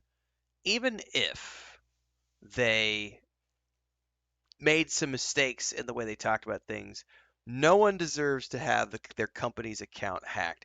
I say this as someone whose Discord was hit heavily with corn spam a few years back, and we had several hundred members who got pictures of giant black phalluses and two magnificent looking black men having fun with each other. Like, it was horrible. Everybody got spammed with that. We had to do an emergency. It was an emergency mode for Discord. I had somebody jump in our public Discord while it was live streaming and start shouting the N-word over and over and over, trying to get our channel shut down while we were live on YouTube and Twitch. Like, no one should ever have to go through that kind of stuff. But the problem is there are these basement dwellers who get upset about video games to the point where they're willing to hack you and to try to get you taken out and try to get your accounts banned and everything else. Like, that should be a criminal offense to hack someone's Twitter account, to send emails to, false emails. You're impersonating. I mean, technically, I think it is. I think that is a federal crime, if I'm not mistaken. At least in the U.S., I think that's crime because it's impersonation. You're stealing someone's identity. That sucks. Like, you can be pissed off about a game, but you should never hack, and no one should ever have their accounts hacked or ever have to go through something like this. That's not cool. I've been through various levels of this, and it sucks. They posted empty pictures of the office, so naturally out of context, this started rumors that Hello Games simply took the money and ran. Jesus. This in addition to numerous bomb and death threats during that period. Those ones Sean did have to take seriously. Yeah, you have to. Regular intervention from police and Scotland Yard and things like that. And while Sony didn't quite throw them under the bus, it was more like a gentle push under a minivan when Sony President Shohei Yoshida admitted that Hello Games did not have a great PR strategy for No Man's Sky. The press took the ball with that one and ran. But despite all of this, all of the negative press, they were actually nominated for a couple of awards. But by this point, Murray and the other members of Hello Games were so downtrodden and so sure they weren't going to win that they opted to go elsewhere for dinner. And the Innovation Award goes to No Man's Sky. No fucking way. And they were gone? Oh. That's unfortunate. Exactly. Bubble and it says, hot take. If you're making death threats over a $70 game, you need to spend a significant amount of time behind bars. Oops. Absolutely. I'm going to accept this on behalf of Hello Games, and congratulations to them. And I'm going to walk off stage like I planned that whole thing. By this point, you've got to feel just a little bit Please sorry keep for them. crying in the showers to a minimum. Thank you. And then Thank what followed God. that was the Goddamn. final straw. God damn. That was awesome. That was awesome. It's just, I got to go back to that. Holy crap. Please keep the crying in the showers to a minimum. Oh, that's and I'm amazing. going to walk off stage like I planned that whole thing. By this point, this is a brilliant video, guys. I'm really glad you guys recommended me to watch this. This is a lot of fun. you've got to feel just a little bit sorry for them. Oh, man. And final then what straw. followed that was the final straw for many. No particular incident, but a lack of incidents. Okay. Silence. Over 3 months of not a damn word from No Man's Sky. Where are they? Where is my refund? Where is Murray? Shouted into the void. The game was over. And it was dead. I do remember this because they came out with a patch after like months of silence or something. I do vaguely remember something happening.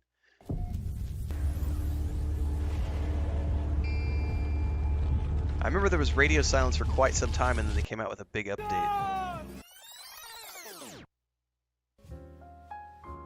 The year is 2000 AD. Sean has just graduated from university and is headed into the big wide world. He rises up the ranks at a number of studios, Eventually working as a technical lead for Black and technical director for Burnout 3. When Burnout's developer is bought by EA, he is in his late 20s. And he and 3 of his buddies decide to leave and start their own studio. So the story Hello is Games. old as time. This was a risky venture. Like, yeah, their side of the so story. we've Fair, done this exactly. incredibly foolish thing of like quitting our jobs, and then we had to sit down and try and decide what the game was going to be. Together they create their first title, Joe Danger. They work on this game day and night. In fact, even once they were arrested in their own office because the police thought they were there to rob the place, because who would be working at 11 PM on a Sunday night? But they had to work that hard. Like any startup, it was a huge financial and professional risk. Yep. They had no income. Yep.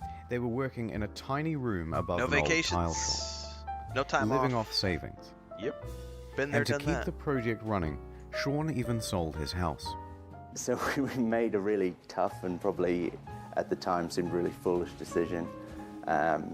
It's kind of almost embarrassing for me to talk about. I sold my house and just basically went all in and funded what we were doing, which is not something I would recommend anyone else do. But by June 8th, 2010, they had done it. The game was good. And they could breathe a sigh of relief because on the very first day it hit the PlayStation Store, they made their money back. Nice. That's 2 good. years later, Joe Danger 2 was Good released. place to be. It was not the commercial success they had hoped for, and they didn't want to just keep pumping out sequels. That was a trap big players in the industry had fallen into. 1 second, guys. I gotta tell Chris something. Hey, Chris. Amazon bounty you got, boy. Sí. Hay que checar campana. Sí. Bueno, ahí está.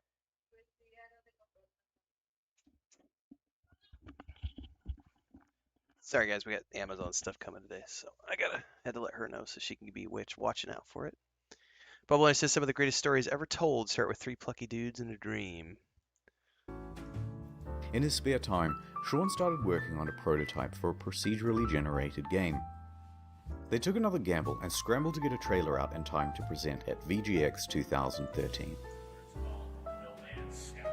Is that So the footage out project there is anywhere, by official the now, way, guys? The and the VGX pressure footage? is on. Around this time, Sean is also looking to start a family. Concurrent to all this development, he would go on to have 3 kids, so the weight of responsibility is really piling on. But their hard work will pay off, as they're finally going to have a chance for some R&R around Christmas. Baby facial hair. They woke up to find their homes flooded, Oh, their no. cars submerged, and their plans for Christmas Day very much ruined. Bad news. Rain. Rain and flooding in the south of England, right around the Hello Games office. They are completely inundated and they return from their holidays to find laptops floating around at waist height. Shit, that But sucks. some good news. They hadn't lost any data. So they pull together. Soldier on. Development continues. So there they are, working in a damp office, and then ding dong. Ooh, who's at the door? It's Danish mathematician Dr. Johan Gerlis. He's seen the game, and he says, "They are using my super formula," in perfect English. Oh, And no. there is a potential for a lawsuit. Oh, no. Sean says they didn't, and he can prove it. So they have a meeting, and the claim is eventually dropped. Lawsuit evaded. So back to work, guys. Ding dong. It's Sky Television. They've seen the game. You were infringing on our Sky trademark. They said in perfect text-to-speech. They had succeeded in getting Microsoft to change SkyDrive to OneDrive, and they were about to give gamers No Man's 1 under threat of lawsuit. So, but this lawsuit didn't. Quick one. So, this is years ago when I was building our MMORPG. At the time, it was called the Saga of Leucemia, right? And King's Games, who owned Candy Crush Saga, had trademarked the word saga for use with all sorts of associations, and they were vehemently and aggressively pursuing anyone who tried to use saga in their game title. They went after Banner Saga. That was a fun one to navigate around as an independent developer, dealing with some of the trademark shit and companies who aggressively pursue one word out of a phrase because it's infringing on their intellectual property. It's fucked up that this shit happens. This is fucked up stuff with the game world, and you have to navigate this if you're going to build anything. And sometimes it comes out of blue and takes you completely by surprise. Thankfully, most cases can be, solved. But it's never fun to have to deal with this. Didn't just go away. The threat loomed over them for the next 3 years, right up until the month before release. So they get back to work and ding dong. It's Sony, with some good news for once. We like your game, kid. We want to feature it front and center and make you a big star. This could mean millions of dollars in additional revenue. They said, yeah. Fuck but yeah. along with it, a lot of press for this game would need to be done. Being a small team, they didn't have anyone for PR. Nope. They had their designers, they had their developers, and that was about it. Oh my, I've been here. So I am an uneducated redneck. I grew up on a dairy farm. I was a 3rd generation ceramic tile and natural stone contractor. I never finished high school. I never went to college. Kicked out at 15 and a half years old. I've lived my life, I've made my own path. When I founded our game studio to make the MMORPG, I was, how old was I then? I would have been 34. It's been about 10 years. I would have been 34. And I had spent, since 2008, at the time, I'd been spending just as a writer, doing lots of different projects. A travel writer, done some fantasy and science fiction. I've done a lot of different things. But I came into that without any PR experience. And I learned a lot quickly early on as the head of that, because I was the face for everything. Every single interview, every single YouTube video, all the newsletters, all the blog posts, everything, right? And I remember at one point, I'm happy to talk about this because we made a tongue-in-cheek job posting at one point looking for a community manager. And in that post, I said, and I can't quote it, I'm sure it's out there somewhere, because there was a news outlet that ran with it and called me a misogynist asswipe. But basically, we made a post that was like, we're looking for someone who can handle being in an office with a bunch of people who like to tell jokes. Sometimes those jokes might not be politically correct. When you need to have a good sense of humor, you need to not get offended easily, and you need to look good on camera because you and I did not say whether it was male or female. I just said you need to look good on camera and be charismatic. And one of the news outlets around MMORPGs took that phrasing and twisted it to say that I was looking for a big-tittied bimbo to come be our community manager so that she could show her tits and be sexy on camera. And I never said it had to be a female. It didn't matter if it was male or female. I just needed someone who, like me, is charismatic and able to be on camera, looks good on camera, is charismatic. And outlets took that out of context and made it into something that it never was. And this is where, I totally get, this is the fucked up part of doing any sort of press, is if you want to protect yourself, you absolutely need a PR person. I definitely could have benefited from a PR person. I did learn very quickly on my feet.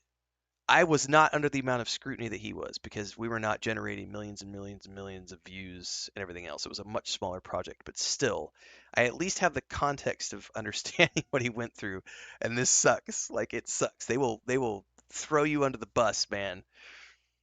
So it's up to Murray. Sean's in his early 30s now. Not super young, but relatively young, and inexperienced for this type of media Probably circuit. Bubbleoni, yeah. This deal with Sony put extra pressure on them. It set deadlines. It's not that it's Sony's fault, but they're locked in now with much less flexibility. So when May rolls around, and they have no option but to delay, even if they wanted to ask for an extra 6 to 12 months of development, which they really need, it's probably too much to ask for. So they extend from late June to August. Only 6 weeks. From That's here, not enough time to do you can shit. predict what's going to happen to multiplayer and a bunch of other promised features. So here's how the hype happened. Yep. Scope of game. Time. Yep. And here's the line which shows the reality of development. Yep. Progress is steady and ends in August 2006. The reality of what you can put into a game. I'm glad they said it like that. This is going to be key, I'm assuming, in the next part. This video has been very well put together, by the way, even though it is very satirical and comedic in nature. Yes, I'm really good that they're covering it from Hello Games' side of the things. 16. Now here is the line of player expectations. Yes. It should start out here and follow along the purple. But the overhyping trailer comes out and puts us way up here. In this trailer, it features a bunch of things that Hello Games thinks they're capable of having in the game. No. This is literally I have called this out. I haven't done this in a while. So I used to have a show on the channel called Mondays in MMORPGs. We did 3 seasons as a podcast. I also had Diary of an Indie Game Dev when I was developing, and I was the creative director and CEO for the game studio. This is a nightmare because if you talk about something that's in your alpha, we were talking about this earlier, people take it to mean that it's gonna be in the final design. It's, oh man. By 2016. That's the first big mistake. Mm-hmm. Then it's announced for PlayStation, and it costs $60, and there's a collector's edition. Second, even bigger mistake. I'm going to tell you right now, before I even get to the next bigger mistake, if they mention this, I'm assuming the next biggest mistake is when you do a collector's edition. This is the other thing I've criticized with a lot of Kickstarters, is overpromising things that are game design document items, but are not actual things you've programmed into the game yet. So you have no idea if those things are actually ever going to make it into production, let alone make it to the launch version of the game. And the second is anytime people start doing collector's editions, they want to throw physical items in there. Physical items cost a shitload of money to produce. There can be delay issues, there can be production issues, and the cost of shipping will fuck you. It's horrible. And it's a cost that hardly anyone ever considers, or they don't factor in enough when you start talking about international shipping on collector's items goods. Now I don't know if they're going to mention that, but I'm getting out ahead of the bus here because I've seen this happen to a bunch of studios. It's us all the way up here. And I think this is the main problem, because price tags set expectations. To a degree, For yeah. a $60 game, this was seriously barren and disappointing. Now, if they had put it out for $20 as an indie game or an alpha, no problem. But when they gave it the AAA treatment, people rightfully aligned their expectations with other games in that category. That is the main reason customers' expectations were so skewed. Then Murray went to interviews, exacerbating the problem. Every time he mentioned a feature in the game, even in passing, fans set their expectations to AAA heights for that feature. Fans! Now, some people think the Now, interviews granted- are the main problem. In Yes. my humble opinion, not so much. Okay. Most people never saw these interviews. That's It's true. not that rickety 12-foot ladder Sean's standing on that's the main problem. It's the 900-foot building he's perched it on in the first place. So the obvious solution here would be an official statement. Hey guys, look, don't expect a 10 out of 10. Expect more of a 5 out of 10. No, the publisher just sank an enormous investment of marketing and opportunity they want their money into back. the game. What's wrong with you? And that would be a huge middle finger to them. The Production publisher quality isn't gonna issues, make yeah, you hype $60 the shit games, out the of good old game, days. but you can't talk it down either. So, he's kind of stuck up there. In some ways, during the interview, he tries to temper expectations, but it's limited. Can you build a space station? No. But let's not gloss over the interviews. Sean is a technical guy. He's a developer. He's also the introverted type. And the big lights and the stuff on camera does not come naturally to him. Is it super nerve-wracking to talk on stage at E3? Yes. Yes, definitely. I personally find going on stage at E3 like the hardest thing I've ever done. That's something that I would have had in a nightmare before. You know what I mean? It's Literally that the kind of hardest thing you've ever done? Now, the interesting thing for me is I came at this from a different angle. I've never had his problem because I've always been a very extroverted person. I have introverted moments, but I made a living as a public speaker before I got into game development. So marketing and other stuff, I'd been doing it for years. So I was already used to getting on stage and promoting things. So it was very easy for me to go into, being the CEO, the creative director, the marketing director, the promotional guy, writing all the newsletters, doing all the blog posts, doing all the interviews, doing everything because I had already been doing that for other things. He didn't have any public speaking experience. It sounds like before he got thrust into the position of just being, you're the lead guy. We're going to give you a bunch. This is Sony. You're the lead guy. We're going to give you a bunch of money, but we expect you to go out there and do press. And he didn't have anybody else doing this. And it is true that public speaking and doing interviews, it is a nerve-wracking process. And you also learn through experience what to say, what not to say, how to answer questions, how to be vague about your answers while being firm about answers. That's something that comes with practice. And if you've never done it before, it can suck, especially if you don't have an extroverted personality where you like to talk to people. That can make it even more challenging. Yeah. Yeah, he spent his skill points somewhere he else stepped in up and character took creation since interviews Bubble for his game from 2013 to 2016. And the main thing people wanted to hear about were the features. Can you have more than... So every planet... Will there be wormholes? At what point... Do you get points or anything? From these interviews, people took Sean to be a liar, a Peter Molyneux, or a chess club member Oh, out a to sell his Peter game at Molyneux. whatever Ouch. reputational cost. Ouch. But I think the truth is more complicated than that. That burns. Sean and the team are indie developers working on a new IP. Oh, no. Their project and plans are constantly in flux. Constantly in flux. They have no idea how large chunks of the game are going to look, especially not a couple of years out from release.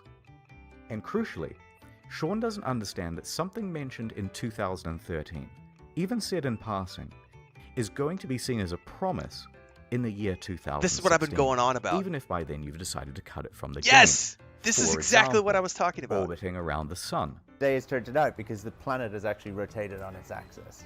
This originally was in the game, but it caused the player too much confusion. They took it out. It kept being reported as a bug in the beta, as people left the planet and then returned to find everything different. But nonetheless, into the line compilation it goes. Ah, that sucks. So while they're still essentially formulating the game, the media all want a piece of Sean and to report on features first. Conversely, Sean thinks the reporters might help him to temper down things by emphasizing that Hello Games is an indie studio. But that is not how journalism is done. Nope. This is how journalism is done. Can you customize the look of your character? Sort of. Full customization confirmed in No Man's Sky. Yep. Dude, so I gotta stop here for a bit. 99% of game journalism that I've participated in over the last decade is nothing more than a bunch of bloggers who started websites, and those happen to start getting traffic, and they now call themselves journalists, but they don't actually do any investigative journalism. I've not found there to be any ethics or fact checking going on. There are very few organizations. I would say PC Gamer is a good example, but they were a traditional brick and mortar print publication before they ever went digital. So that's an example of an actual, I would consider PC Gamer to be an actual media organization. The New York Times is an actual media organization. But then you start getting into this gray territory of like games websites, right? Where it's like they're calling themselves a games journalist outlet, but none of them have any accreditation. They don't have any degrees. They don't have any, they've never learned fact checking. They've never learned how to have, that journalistic point of view where you don't have an opinion on the subject. You're just reporting the facts and nothing but the facts. But then you write a juicy headline and that's skewing the way that the facts are being read. Like, gaming journalism is one of the worst cesspools of trying to sift what's actual true journalism from what's just some blogger, video game nerd reporting on something, because that's just game journalism. I'm very glad that they're pointing this out, that Hello Games had to suffer through this, because it sucks. It sucks so bad. Oh, Periodic it's all that, table what to can we do to create generate atmospheric clicks? particles that would diffract light at just the right wavelength. Told you. The press kind of operates downstream from the community because things are click-driven as to what stories you get served and things like that. But a rumor would surface from Reddit straight to the front page. There's all this hype, and the project has increased in scope dramatically and keeps increasing as the months go by until a point. Yeah, emulator. They are close to the deadline. Game demos on and CDs have to for delay. PC Gamer. And the reality of what they can achieve Super in the Pescato little says time something. remaining is Us staring 40-somethings them in lived the through the face. golden age of journalism. Game journalism, yeah. They know they're not going to be putting out a finished game. They're worried. There's nothing more. Bubbleonia says in 2004, even And the fear 1964, that you they would will need 3 disappoint names and the 3 audience quotes is growing on checked Sean and the team. for it to be a news story. I worry about disappointing people. Upon release, all of these clips are seen as proof that Sean is a liar. And what doesn't help is his body language. I mean, it's kind of He's the an body introvert. language of someone who is lying. And this is why I mentioned he's an introvert. Yep. Remember, he's a technical lead. Actually, a really good one. But not a salesman. Cut him just a little bit of slack. Yeah. Because this is simply how he talks. Here are some innocuous questions, and he answers them honestly. Lead producers on No Man's Sky? Yeah, I guess I'm a developer on it. I suppose the creator or something like that. No, I really like making games. I don't necessarily love talking about making games. I think you did a good job, even Sean, though, don't worry. even though, you guys are very nice. Mate, seriously. Same body language. And Jesus Christ, they have him up on stage and in front of cameras and bright lights and on the goddamn Colbert Report. Try keeping your nerve on that. Nonetheless, free of that context, the clips have him cemented in the community as a liar. Perception. It's So the graph 9/10 plays of out right to everything. release. And that graph, it's actually a track. And that track is what the hype train runs on. So it comes barreling up the hill. Instead of neatly pulling into the station, it comes crashing right through the roof. The disaster unfolds. They are absolutely shit on. Yeah. So there were Sean and Hello Games, surrounded by the rubble of their former reputation. Punished Sean was at his lowest point, hated by the majority of the gaming community. But they were still alive, and they had made tens of millions of dollars. They were left with two choices. Take the money, start a new project, and be a pariah, a cautionary tale of the industry and hated by the gaming community forever. Or pick themselves up, get back to work, and with potentially no profit motive, finish the game. it allowed me to do something that I've always done in difficult times, whether it was crappy bosses that I've dealt with before or crappy situations at school growing up. I got my head down, I sat in front of a computer, and I made games, which is what I enjoy. They picked number 2. So, here's the plan. The team is assigned to fixing bugs and the most obvious problems. Go. Sean tells the team to stop reading all the overwhelmingly negative feedback on the game. Don't look at it. And he reroutes all of it to his personal devices. Emails, forum posts, Google News alerts, player feedback, it's all going directly to him now. Don't let anybody else Then he starts breaking that down into data sets.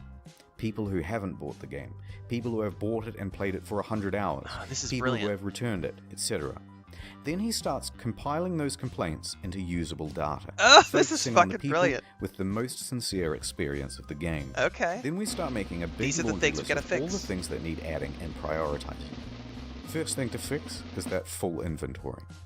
Then community mod support. Then a third thing, etc., etc. This is going to smart. take an enormous amount of work to pull off, and they're not going to make the same mistake twice. Hang on. So they would Something need to just sharp- flashed across the screen, which I think is very good. What does it say? No PR is good PR? Where was that? Sincere experience of the game. Then we start making a big laundry list of all the things that need adding and prioritizing. First thing to fix is that full inventory. Then community mod support. Then a third thing, etc., etc. It's right here. No PR is good PR. If you can, go radio silent. There will be people who get upset about being radio silent, but no one can tear you apart if you're radio silent. Head down, just nose to the grindstone. Actions speak louder than words. And no amount of PR is going to fix something if it's inherently got issues. But if you can fix those issues, then you're proving to people that your actions speak louder than words. Exactly, Super Pescado. Great technical director with a lot of experience underneath his belt, but not good at the marketing or the public relations part of it. This is going to take an enormous amount of work to pull off, and they're not going to make the same mistake twice. So they would need to sharply adjust their PR strategy. Anything they said right now, an admission of guilt, I've made a severe, would be met with criticism. Denial, it's not that bad, would be met with criticism.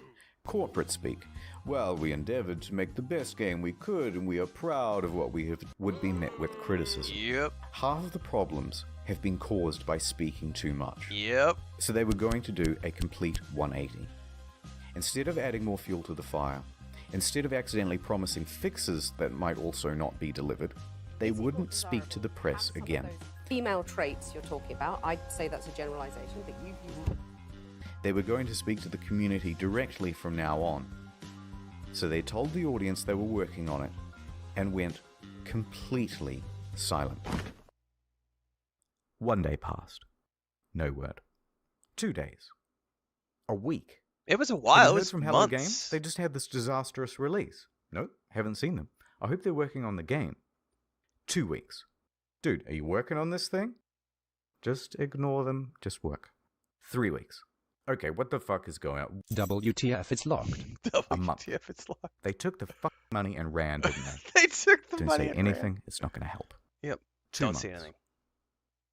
3 months. By now, most people were convinced that the game was abandoned. They had made their money. It's all over. Then, after over 100 days of absolute silence, a tweet. Foundation. The first big patch. It is me, Sean. No, go away, Sean. Yeah, these I am edits are mad at amazing, you. Babylonia. It has been too long. But I bring you gifts. Its accent I am watching the thing, Zazariel. It brought base building, new game modes, farming, camps, and freighters, as well as a lot of bug fixes. You will have to try harder than that, Sean, to win my love back. It still fell well shy of the promised game. Too little, too late. Too late. That's some So people Sean get. left, returned to his team, and got back to work. A few more months went by, and then another tweet. Pathfinder. What do we have here? It is one of the best redemption arcs ever, as Super Piscato says, for sure. It's usual. I bring you online base sharing, own multiple starships, starship specialization, multi-tool specialization and classes, permadeath modes, vehicles you can drive around in, and create racetracks for them too with time trials. Look at this. Okay, that's pretty good, but I'm still mad. I wouldn't be playing it in 2024 if it didn't have a redemption arc. Like, it wouldn't So be Sean there. went away once more. A few more months went by. Knock, knock. Oh, it's you, Sean. What is it now? What is it now? I bring you an overhaul to the storyline. New worlds, crashed freighters, space combat, terrain editing, portals, procedural mission system, interstellar trading, and joint exploration. Nice. By now, people were really starting to warm to No Man's Sky again, and to Hello Games. The game has in many ways exceeded what was promised. It's a substantially better game now. No Man's Sky is back, baby! People saw this was an honest effort to fix the game, and the number of employees working on it was growing. From a studio of 15. Yeah, it turns out it's never too late, says 25. Azuriel. Just takes Sean more Murray time and and Hello devotion. Games social media also started becoming more active, and I would say that that's also true if you look at companies like Final Fantasy XIV did this, not in the same spectacular crash and burn fashion here, but Final Fantasy XIV had a notoriously horrible launch, and the only reason they were able to pull that back together was because they were allowed the time to go back to the drawing board and make it better. Not every company is in the position to go back to the drawing board and make it better, because in the profit-driven industry that we live in, if a game has a bad launch, in most cases the publisher is going to just pull the plug. And even in these days, we've seen some critically acclaimed games that have had the plug pulled on them because they didn't generate enough profit. Yeah, this is all good stuff. and engaging with the audience. More social The media, subreddit never a bad thing. Was flourishing once more. The price of the game secondhand on Amazon, eBay, and GameStop was going up. Then a few more months went by. Next, a really big patch. What the fuck? Oh my god. Holy shit, the planet! I just got goosebumps. Oh no! To be super clear, No Man's Sky is not fuck that. Here's the full and proper multiplayer experience. Nice. Ringed planets, third-person mode, character customization, a galactic atlas on an external website for the community, vast overhauls to base building and crafting and resources, and it also brought the game to Xbox. Wow, In okay. fact, with the release of Next in July 2018, No Man's Sky was the 6th top-selling console game for the month. Nice. It climbed its way back into Steam's top 10. It reached nearly 100,000 concurrent players. It brought another $24 million across all platforms. Their Steam rating went from mixed to very positive. People were getting back on board in a big way, but they weren't done yet. Better creatures, weird underwater shit, discoveries in bases and environments and equipment, and it keeps going. New biomes, more diversity, archaeology, more things to discover. By now, Sean and the gaming inspector, personification of the gaming community, had literally patched things up and were making out on the couch. Which was when he released his biggest patch to date of this video. Oh my god, dude! Free VR support, not a whole other game you have to pay for, like some titles.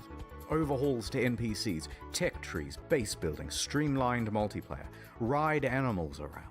All sorts of stuff that was never promised. Stuff that was never promised, but and they they're still added adding anyway. stuff. And you can have Someone this. at Valve, who was a fan of the game, said to me, "What you do now is more important than what you say. There's only one thing Actions. that's credible, and that's your actions." In fact, I was so slow to get this video out that they put out another patch the other day, with ship salvaging, ship upgrading, more advanced terrain editing, first-person exocrafts, improved VR, improved base building and inventory management, and quality of life stuff. It goes on. Is it perfect? Technically, there are still things on this spreadsheet missing. But come on now, we're starting to nitpick. Especially this when was you 4 compare them to years ago, relationships so with other games companies. I'm genuinely interested because they were talking about how some of the things still weren't on the list here. I wonder how many of those things came to fruition in the 4 years since this video was launched. Because there have been, I can't. Somebody mentioned a number the other day. I don't know what it is. How many more updates have been released since this video came out, where they've added more features and more content and more tech? And then the Worlds Update Part 1, Worlds Update Part 2 is coming. The newsletter image has 3 slots grayed out that there are 3 updates coming in the near future. So it's genuinely interesting to see all of this. They could have gone the route of Fallout 76. Paywall mods with Fallout First, charging a monthly fee, a downward spiral more and more into pay-to-win scraps released without QA testing. But instead, they never added pay-to-win. They never added microtransactions or paid DLC. All right, now I want to address this for a bit because I do feel like it's all well and good, and maybe they're going to mention this, but I want to temper this part of the conversation because from a monetization standpoint, the reality here is that if they are a team, someone said a number earlier that by 2022 they had 45 employees. 45 employees is way down here. And yes, there are salary expectations, but that's 45 people. Bethesda has hundreds of employees across multiple studios, and they have a corporate infrastructure that is much different than what Hello Games has with 45 employees. Whether you like it or not, Fallout 76 must be monetized in a different way to compensate the hundreds of employees that they have in a way that No Man's Sky doesn't need to worry about it because they've kept themselves at a much smaller scale. Now, I know some people are going to be resistant to that, and they're going to be, it's just not true. We can compare the two companies. It's absolutely valid that we can compare the two. No, you can't. Bubble Lady says, what's this? Nuance? Lame. So, the fact that they're using Fallout 76, I will defend Fallout 76 and their monetization because I've been there, and I understand from a monetization standpoint, sometimes you have to make decisions that are about the good of the company and the employees that you have and how many employees you want to keep going. You have to prioritize people and their jobs, and sometimes that means monetizing a game in a way that is different from another company who have fewer employees and don't have the same level of overhead. Everyone likes to paint AAA as this horrible place to be, and that's not necessarily true. There are good AAA companies out there that make great games, and there are very hard decisions that have to be made when it comes to monetization. So I don't think it's quite fair to directly paint, and say Fallout 76 is bad because they charge, because that's essentially what this editor is saying. He's saying Fallout 76 monetization is bad because it's the never-ending downward spiral of pay to win and microtransactions and all this other stuff. And look at No Man's Sky. They did it all for free. Everyone should do it for free because we're socialist gaming. That's just not how this works. There are all sorts of decisions that have to be made in between a game coming out, and some games have to change their monetization methods afterwards because it's not doing a certain way and they need to figure out how to drive profits to keep people employed. It's not as cut and dry as some people want it to be. This is where the ignorance of the average gamer sometimes comes into play because they have a knee-jerk reaction when they hear microtransactions or monthly subscriptions. It's not evil. It's just the way certain games have to be monetized because of the way their structure is set up, or et cetera, et cetera, et cetera. I can't know every little detail of every little company, but based on my experience, there's just so much that goes into this. Not a great way to make a direct comparison, so I wanted to stop and add They that never made nuance. VR as a second game. They didn't give up on the game or scale their resources back to do it. They didn't come out and call all gamers Hang on. entitled. I They didn't gotta add pause one more. I gotta call this out, Zazoriel. I'm not trying to be a dick. Your comment where it says the problem is more people should mean better quality. That is just, I can't get behind that because it's not about the more people you have doesn't necessarily translate into better quality. that's a dangerous road to go down, because you could use that same brush and try to say that this restaurant should be better than this restaurant because it had more people working on it. Or how about here's this indie film that was made for 50 million. It's called John Wick, right? The first John Wick I think was 35-40 million dollars. Let's take John Wick and compare it to Marvel Avengers Endgame, which cost 400 million to make. Using that argument, you would assume that the Marvel Avengers movie should be way, way, way, way, way, way, way, way, way, way, way, way better because it spent $500 million. Whereas John Wick, because it only spent $35-40 million, should suck because it didn't have a lot of people. But that wasn't the case. That that movie, John Wick, became the start of a massive franchise that has gone on to generate much more content because the first game was successful with a much smaller crew. So just because somebody has more people working on something does not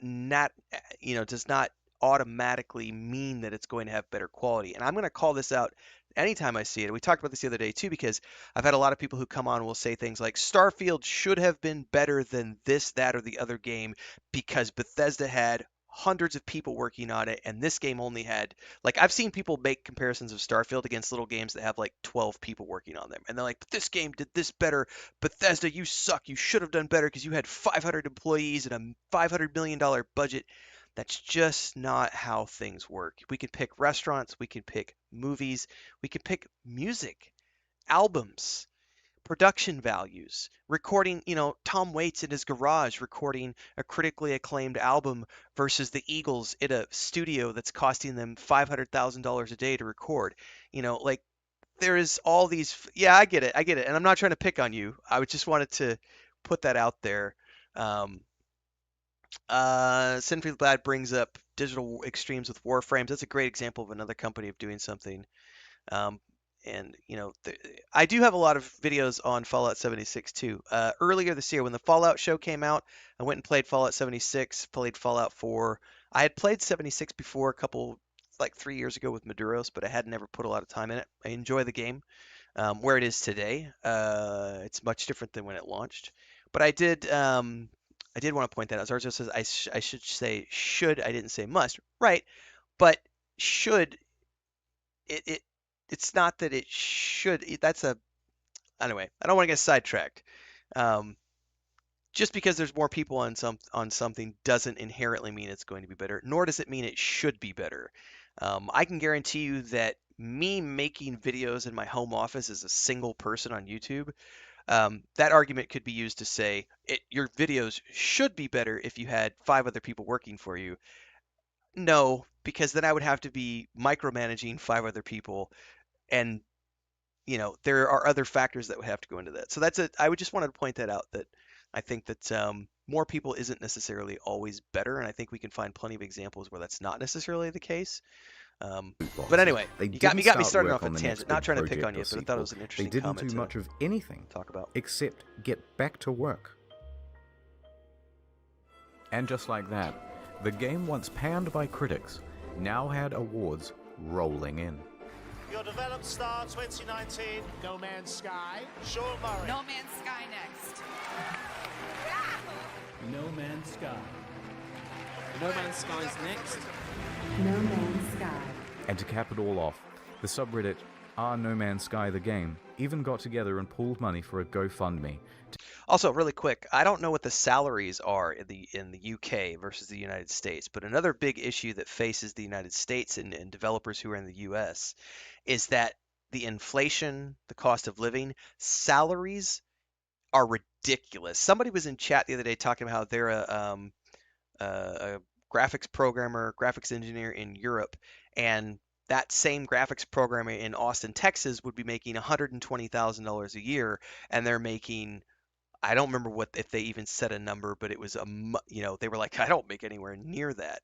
And that's because salaries in the EU, at least where they were from, are much less. And I know when I was working with Mikhail, he's from Bulgaria, he's a Russian, he works for Ubisoft, but he works in their European Ubisoft offices. His salaries are so much different than the people who work in the US Ubisoft offices, and yet he might have the same position, but whereas in Europe he's being paid 40-50,000 euro a year, in the US those same people would be making $150,000 a year.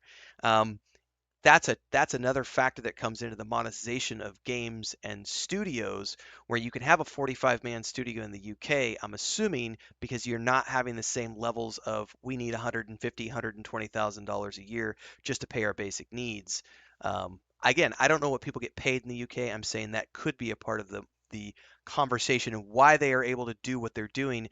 Not just because they have fewer people and therefore less overhead, but because less salary requirements, because people aren't making bloated salaries in the UK compared to the US. I have no idea if that's factual. I'm saying that could be a factor.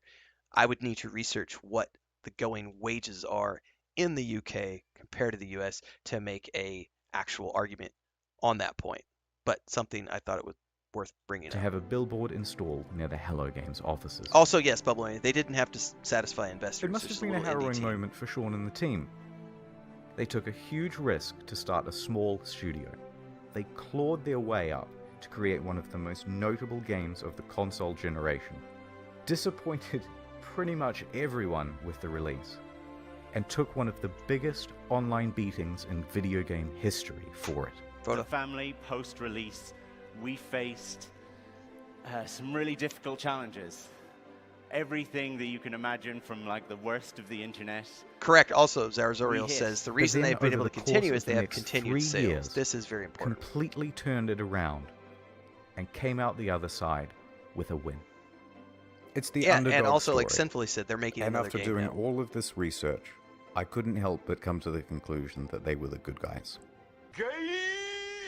So what is the future for Hello Games? In 2017, they announced Hello Labs, a support program focused on original titles and games using procedural generation. Two of the team also branched off to work on a small title called The Last Campfire. Is this a project that's actually launched? For the foreseeable future. What was that called? The Last Campfire? Hang on. Is that a launched game? Two of the team also branched off to work on a small title called The Last Campfire. Hang on, I'm going to write this down. The Last Campfire. I'd like to look at that. It's launched to Super Pescado? For the foreseeable future. Cool. They're just working on No Man's Sky. I'd like to check that out. Hang on. There was a thing in the bottom right that I totally original misread. titles and games using procedural generation. What did that Two say? of the team also branched off to work on a small title called The Last Campfire. But for the foreseeable future, they're just working on No Man's Sky. They'll fucking announce a new game the moment this video goes live. I just know it. Zarzariel says every update has brought old players back and new players in. I'm one of those new players, and I've been genuinely surprised just on I am not a big content creator, right? I'm not. I am very much small content creator, small streamer.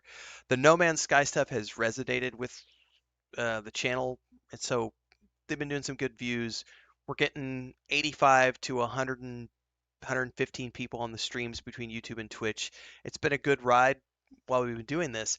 Just even my small channel, I've lost track. We're over 75 people, I think, at this point, who have come on videos, in live streams, and left comments saying they're new, they just bought the game, and I'm one small dude who's influencing some people in a small space, or at least inspiring people to go out there and try it, or maybe they just tried it on their own and they're just commenting on it.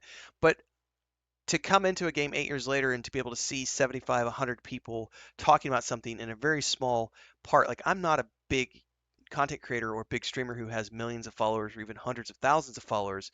So to me, I think it speaks to a game that has done a very good job of using the updates to bring new players in, to inspire old players to want to come back, etc. Yeah, Bubbaloni, I tried it 3 years ago too and didn't like it 3 years ago, and now I've tried it and I'm like, this is pretty fun. Like, I've been having a lot of fun here. Programmer says very roughly calculated they need to sell about 10,000 new copies per month to finance the costs. Yeah, that was earlier, Tom. They talked about the flood in this video. Sinfully says, I mean, my wife saw me playing it, and now we explore the galaxy every weekend. That's fucking badass, man. I was gonna say this better be over soon. I am about to burst. Alright, I didn't want to finish the video on like a big sappy note. So, this is the end of the story. But there's still another few minutes. Lock the door or Don't this will be leave. difficult It's not to an ad. explain. Don't Okay, leave. in It's not an ad. 2015, when the hype was at its peak, someone wrote a Sean Murray erotic fan fiction. What? And, naturally, I assumed that you lot would want to see it. No fucking So, way. Here it is. My evening interview at Hello Games. I arrived at the Hello Games office in the early evening as the sun was approaching the horizon. Taking a deep breath, I nervously pressed the doorbell. The door opened, and Sean poked his expressive face out to greet me. "Hey you," he exclaimed in his adorable British-Australian accent. "I'm so happy you could make it and spend the evening with us." "I was so happy when I heard you agreed to let me come in for an interview," I said. "Oh yeah, the interview. I forgot," he replied with his usual brilliant humor. I laughed. "You're so funny, Sean. Let me show you my office." "I have a surprise for you," Sean said. He led me to the room where we sat down on a soft vinyl couch. Oh no! "So let me show you the surprise," he said, softly. "It's the newest build of the game. We just added some new features." He booted up the game on a PS4 in his office. I stared at his face. I like your beard. It's sexy," I pretended to say to him in my head to myself. I had a secret crush on him. There was something about his humble demeanor and feeble yet handsome bone structure that was so alluring. "So here's the game," he said eagerly. It opened on an alien world just calling out to be explored. I began to sweat. Here it finally was, in front of me in all of its glory, and it was being played by Sean in front of me in all of his glory. I nervously spoke. "Could I try playing?" I said. "Oh, I suppose, of course." Yeah, I've been having a lot of fun, Zartorial. But another few minutes passed without him handing me the controls. I just finished the "Sean," expedition today. I said more confidently. So we're back I to the put my main hands save on now. his hands I'm as so he happy. gripped the Base controller. building! He looked Gotta me straight deck in my the freighter eyes. out. I stared deep into his beautiful, glistening eyes, utterly transfixed. "Sure," he said. He let go of the PlayStation controller, still sweaty from his firm grip. Oh, the sound effects! "But I have another surprise to show you." He stood up. "My..." Redacted. he muttered. "Yes, please," I said, blushing as red as the treetops of Aurea 5. He grabbed my shoulders. The fact that he guiding can't me even read the confidently script towards without the laughing coffee is table, hilarious. like he confidently guides the Hello Games team towards the game's release. The one true Sean Murray, not that baby-faced loser asshole poser from NCIS. Made sweet, sweet love to me. I wasn't sure what I was more excited about. Finally, Sean Murray, all finally playing No Man's Sky. After exploring the planet's surface, I entered my spaceship and took off. Oh, you Just guys! as I left the atmosphere and burst into the breathtaking Thank you so much for expanse this. of space. This was awesome. It was an out-of-world experience. Oh man.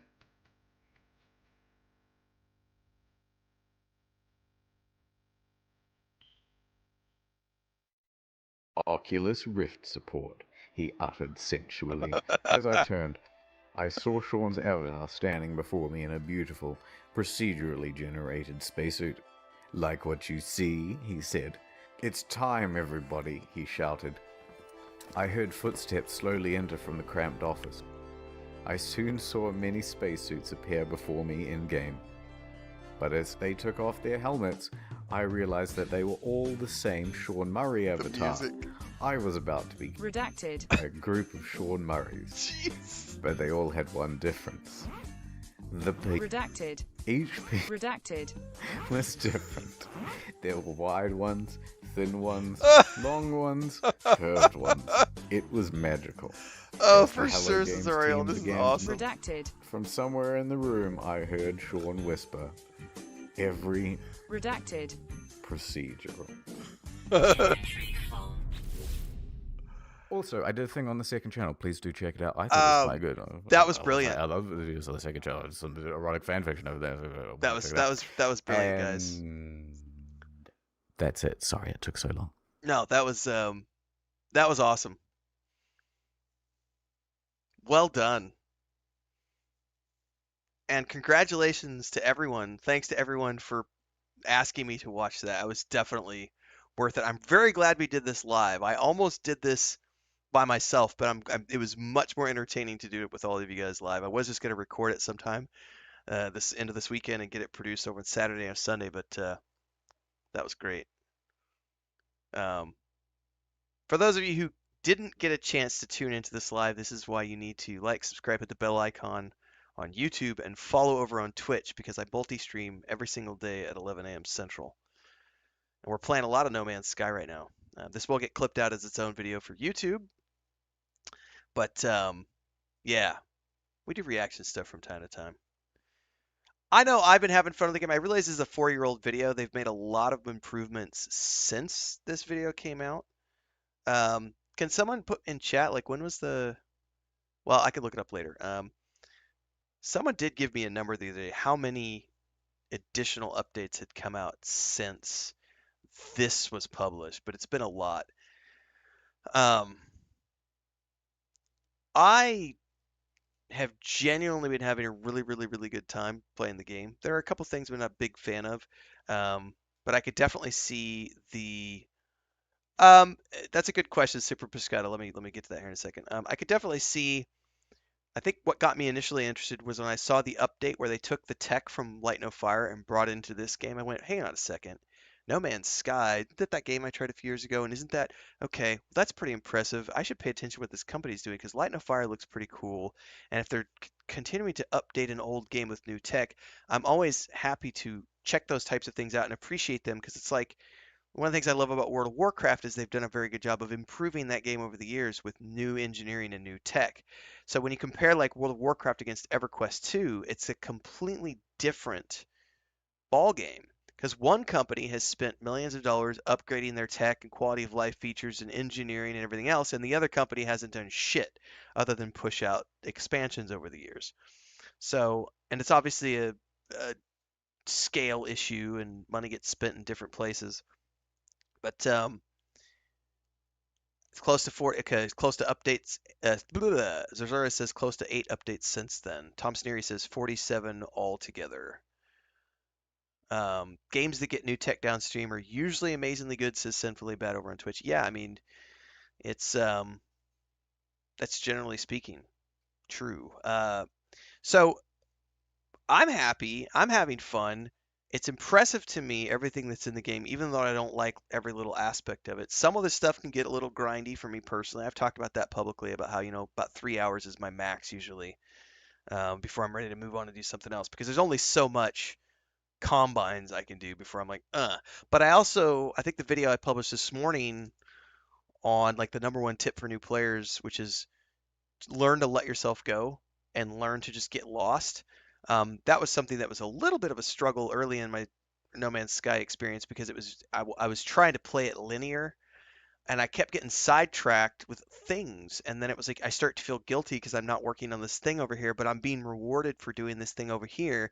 And then you just start to realize, well, this isn't a game that's meant to be played in a linear fashion. It's sort of everything's always here, so you can always go back. So just whatever you feel like working on.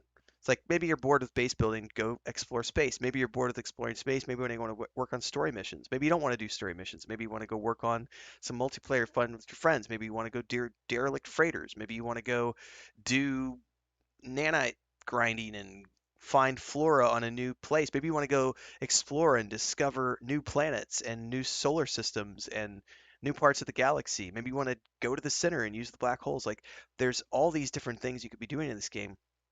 And I find it genuinely impressive, which goes back to the question that Super Pescado asked over on Twitch a minute ago.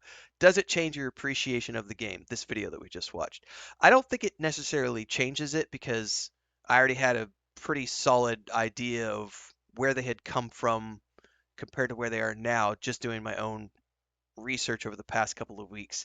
But this is definitely this was definitely an entertaining video to watch, and also to reiterate how bad game journalism really is, and how stupid most people are when it comes to misinterpreting things that people say, when it comes to game developers saying things on stage or in the press, and people taking things out of context. But it's also a cautionary tale of why, if you don't have somebody to do PR for you, you should learn how to get the public speaking experience before you go out there and start doing interviews and getting in the press and everything else, because that's a dangerous thing. And they could have had a completely different outcome if they didn't go back to the drawing board.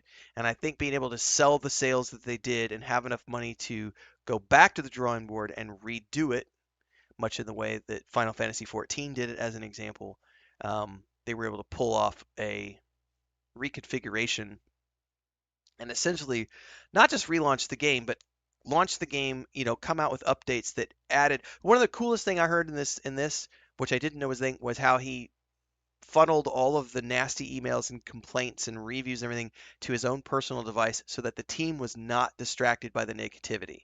I'm going to take the burden. I'm going to take the hit. My fault, my bad. I maybe shouldn't have said those things. I'm going to shield you guys from all that shit, which probably shouldn't happen in the first place, but whatever. It's done. But I'm going to take all that, shield the team from it so that they're not affected by it, and then I'm going to take all that and I'm going to channel it, and we're going to take that as a list of features that we need to add to the game. And these are the mission critical items that we have to get added. They didn't have to do that. They did not have to do that. That is a brilliant technical lead thing to do, which goes back to, I think, even I, not knowing a lot about Sean Murray and not knowing a lot about Hello Games, I can recognize as the sign of someone who is a brilliant technical mind, because they were able to take that and use it as a data set to improve the game. And again, they didn't have to do it. They could have taken that money and gone off and worked on the next project, but they did choose to turn around and keep making No Man's Sky into something better. So, yeah, that was a great watch. Really cool stuff, guys. That's a wrap. I'm going to go away from here and cut this into things that get published on YouTube. So if you're watching on Twitch today as part of the multi-stream, the day-to-day happens on YouTube. I publish, generally speaking, hourly videos every hour on the hour from 6 a.m. till 10 p.m. Central. I do daily streams at 11 a.m. I do sometimes afternoon, evening streams throughout the week. So you want to be in both places to get all the updates. Don't forget the Discord, Patreon, all the socials, all the places you need to be if you want to know more. We will be back tomorrow with No Man's Sky. I'm on the main save tomorrow now that I'm done with the expedition. So I think today I'm going to do my review of the Liquidators, and I'll have that out for this evening's 10 p.m. video. And then tomorrow we'll be back with the main save. And I think we're going to be working on the freighter tomorrow a little bit, because I want to actually start to build that into my mobile base.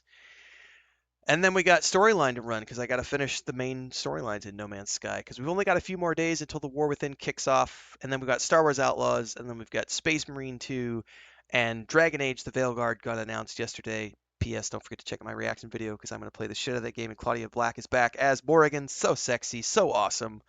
I'm super stoked. We got a full calendar from the end of August until the end of the year with a lot of games that we're going to be playing, and I'm going to try to be sandwiching it as much No Man's Sky in between all those things as possible, and I hope that you're all here for all that stuff. So thanks to everybody who's been hanging out over the past couple of weeks as I've explored and uncovered No Man's Sky as a new player.